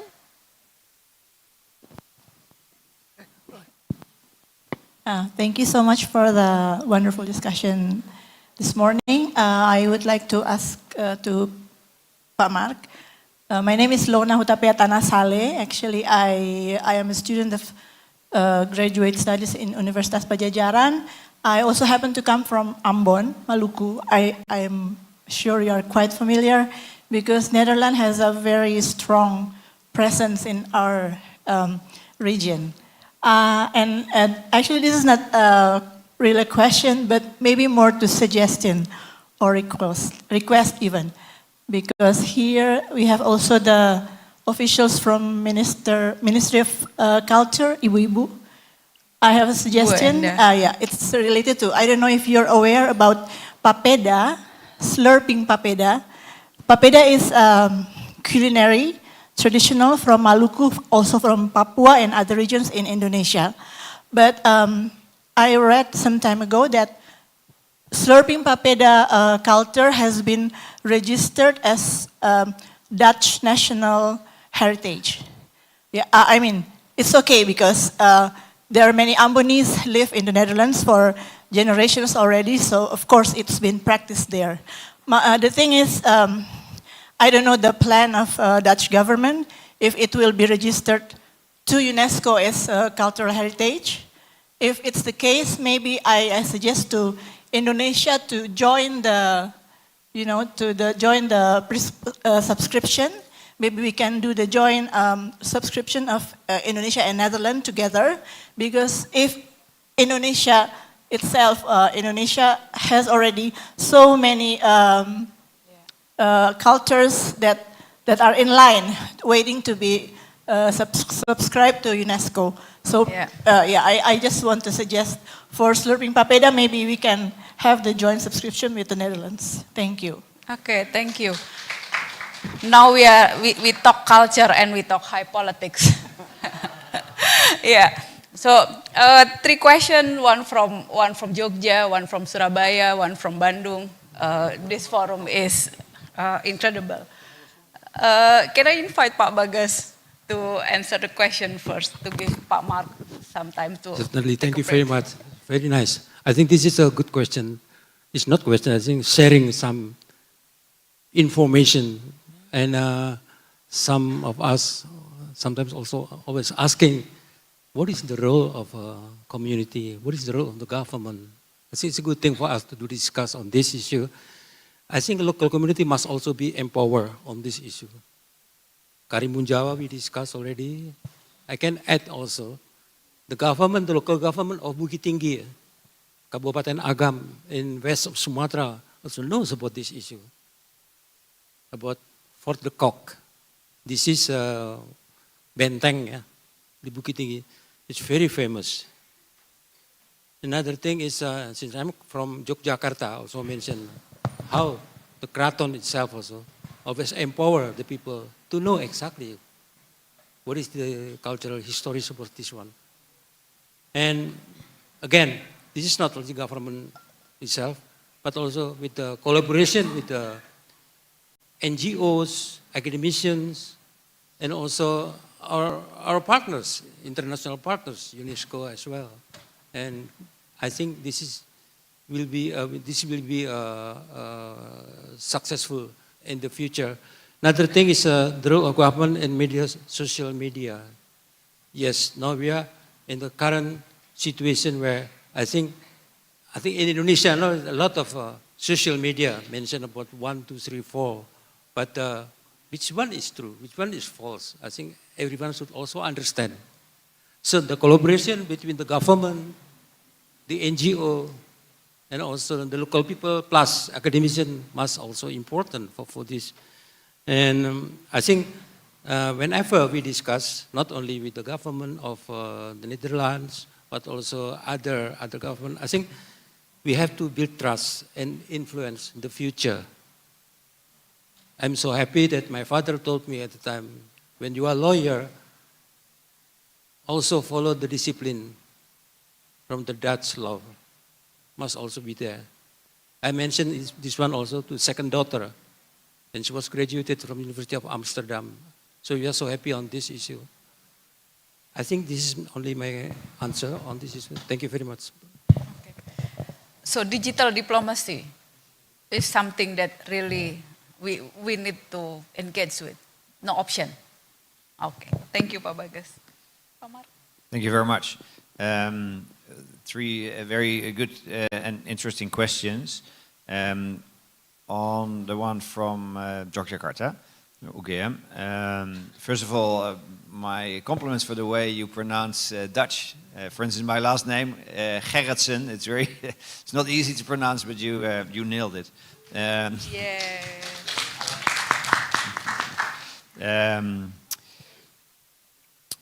Summarizing your question is, shouldn't artifacts that have been restituted be on display or given to the communities where they were from originally? And that is a question that is an Indonesian discussion and should be, or this discussion should be held within Indonesia between the central government and the communities. So we are not part of that discussion. Indeed, as you said, the process that has been defined is a G to G, a government to government, a state to state process. I think it's unbecoming and would not be justified for the Netherlands to say, well, you can have it back, but you need to do this and this. You have to do it, you bring it there, etc. Right? This is not up to us. This is really up to Indonesia, and it's important for this debate to take place. What we, I mean, and I see the importance of having local voices be heard, having communities express themselves, because it's also about their identity. I would add that what I said earlier on museum training, we try to expand this program to regional and local museums to give museum professionals in the whole country the tools, the opportunities, the qualifications to manage collections. But then again, it's up to Indonesians themselves to determine where collections should be held. Secondly, the question from Surabaya. Indeed, we live in a digital era, and whatever we can do to stimulate dialogue through digital means is very important. But I can also be more specific. Some of you mentioned archives and the importance also of opening up archives, making them available, making them accessible for vast audiences. And here we can distinguish archives from cultural artifacts. Cultural artifacts clearly stem or originate from a certain community and need to be there where they are from. But archives often is more difficult. For instance, if someone writes a letter to someone else, so a 19th century, or for instance the letters that Kartini wrote, right? She wrote them, sent them to Mr. Abendanon and others. And I would argue they belong in Indonesia. She's a national hero and she's part of. At the same time, if you are looking at archives of the East India Company, they are stored here at the Archive Nationaal. Kilometers of archives are there. But they were made by Dutch. So you could argue they need to be, they belong to the Netherlands and they need to be brought back to the Netherlands. Well, I don't think this is, apart from what is just, it's also not feasible. And I don't think we should try to determine where should the archive be, etc., who owns it. No, it's here, it belongs to Indonesia, but by digitalizing it, it becomes accessible to researchers and to anyone who's interested. So with archives, I think digitalization is the key instead of repatriation or restitution to whoever claims it belongs to. Because archives are always, especially when it's about letters and communication, there are always two sides to communication. So is the receiver or the sender the owner of that information? Well, I think it's both. And again, digitalization is key to tackle that important, complex, but also interesting issue. And then thirdly, yes, we have a very strong connection to Ambon. I really thank you for that question and also for putting the spotlight on that. We have recently, because of this connection to Ambon and to the Maluku Islands, opened a consulate in Ambon to be better able to address issues of common interest. Many Dutch people now who have Moluccan roots come back after 2 or 3 generations, having lived in the Netherlands, come back to Ambon to retire, or at least spend part of the year there and part of the year. I can fully imagine, because in winter in Dutch winter you'd rather be in Ambon than in the Netherlands. So, and also one very important thing that connects us is football. So the Netherlands qualified for the World Cup yesterday. Yes, yesterday. We're really relieved because you never know what happens. And I'm really sorry and sad that Indonesia was unable to qualify. I really hope that for the next World Cup it will be possible.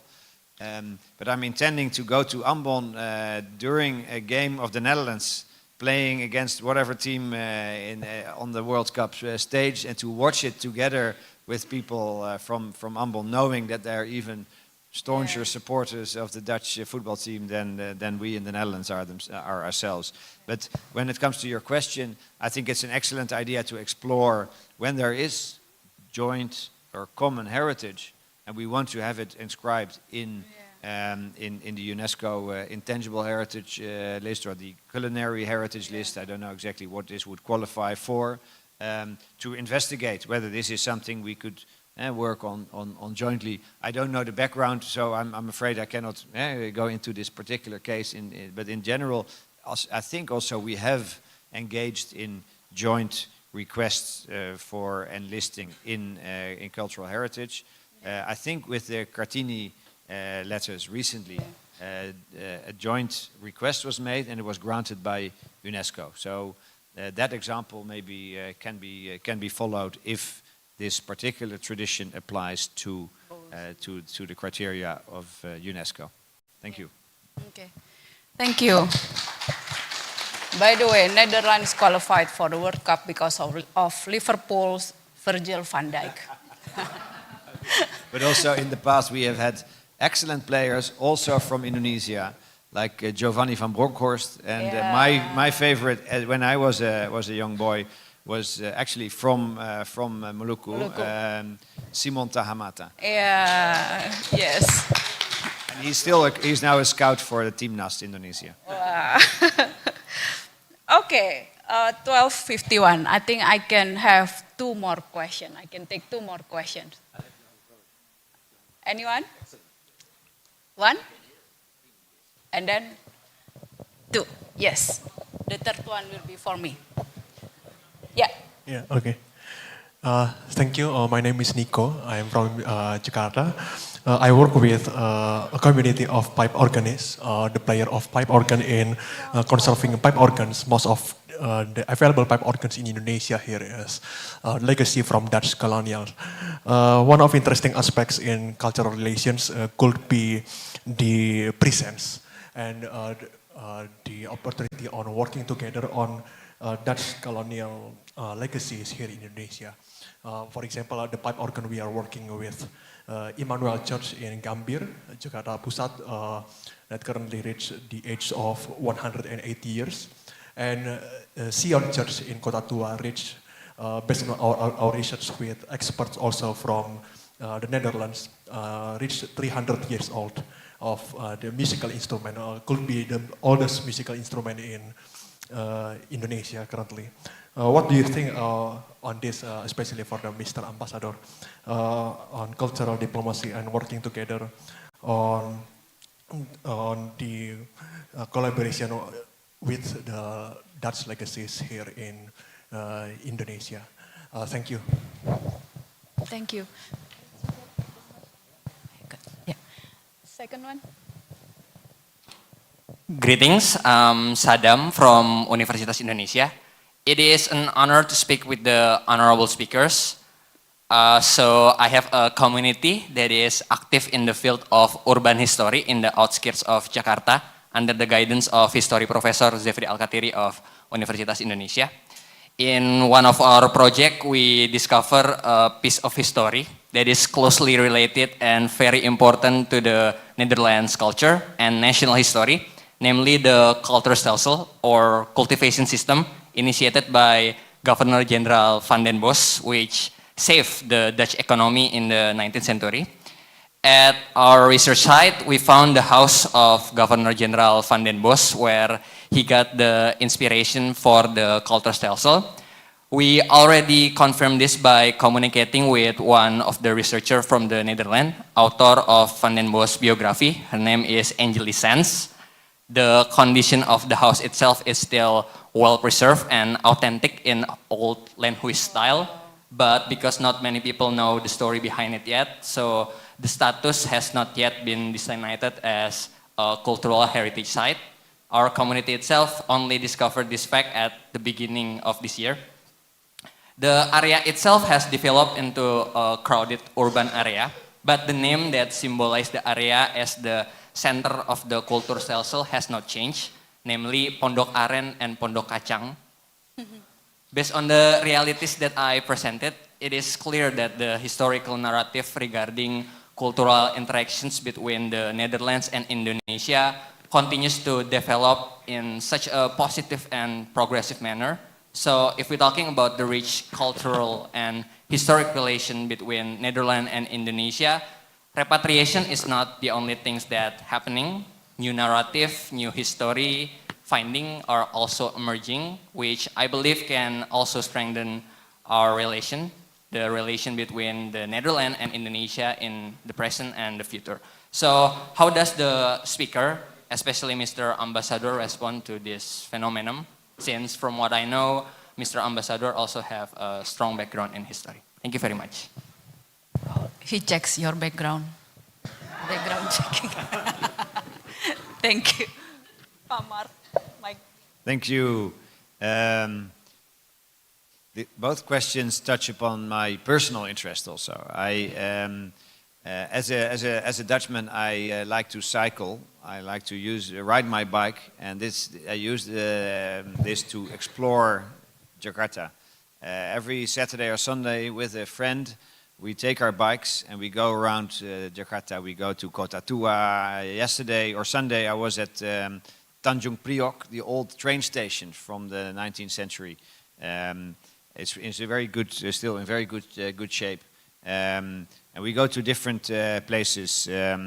I have not yet been to Sion Church, and I have seen several pictures of the pipe organ and the historic musical instrument there, and that really triggers me. I want to go there because it's amazing what is preserved.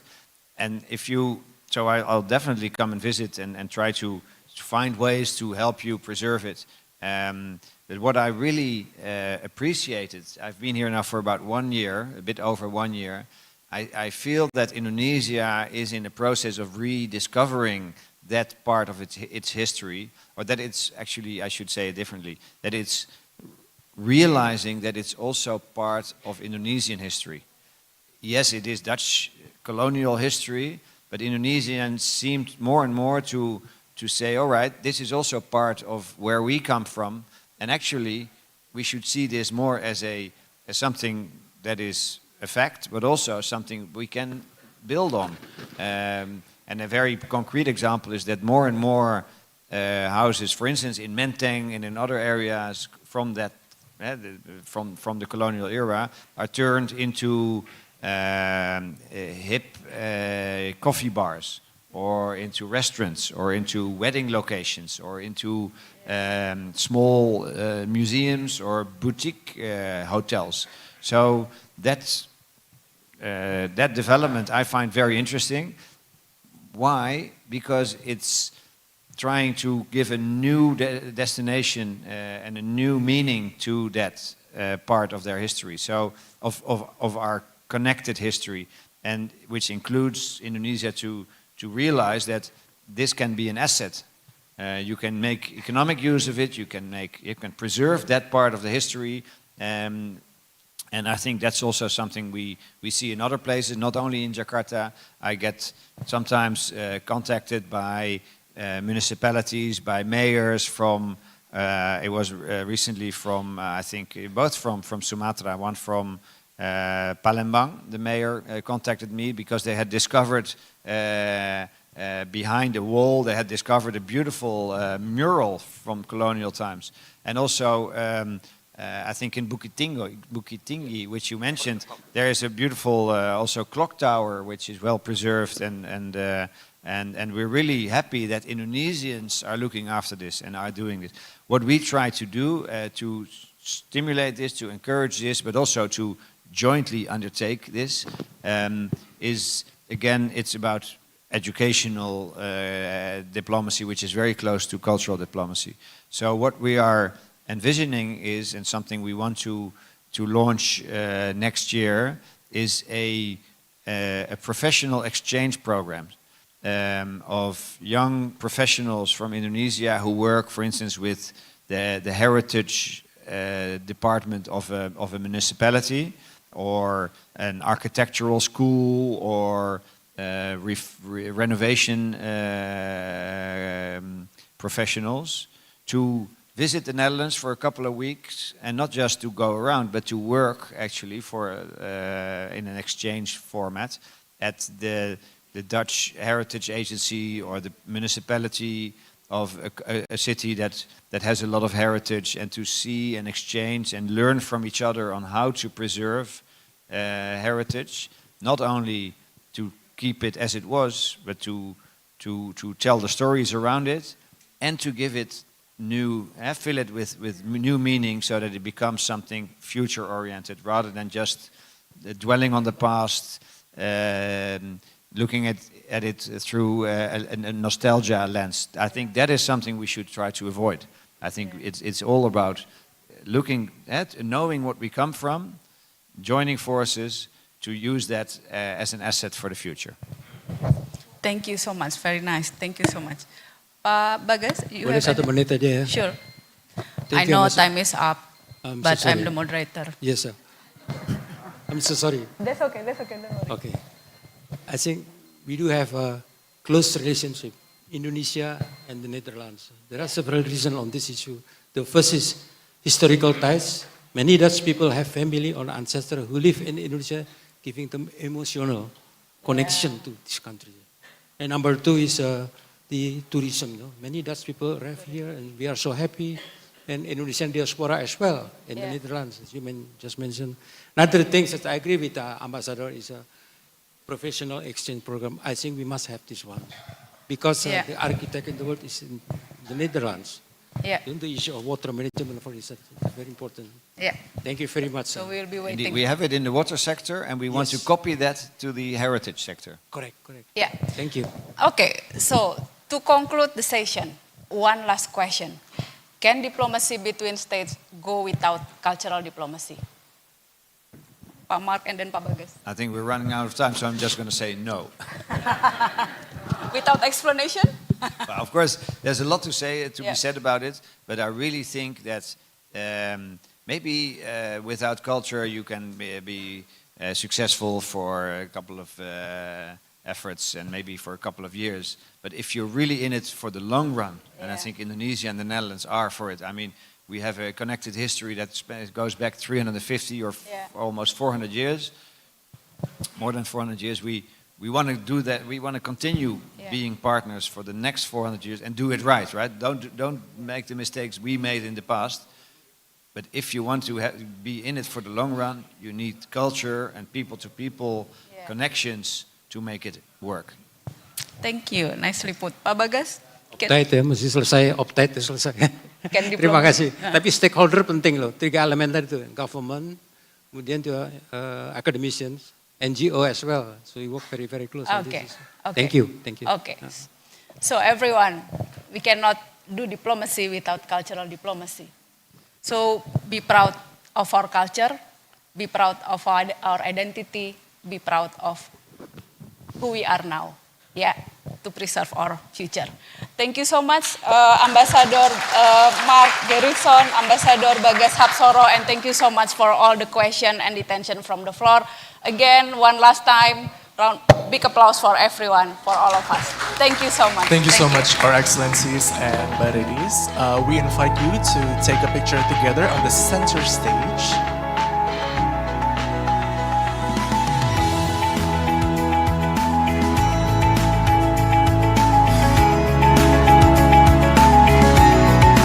All right, picture in 3, 2, 1.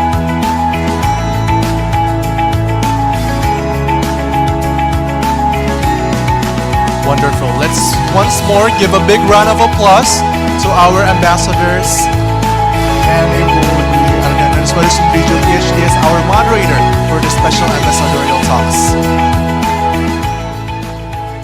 Ladies and gentlemen, it has certainly been a substantial morning for all of us.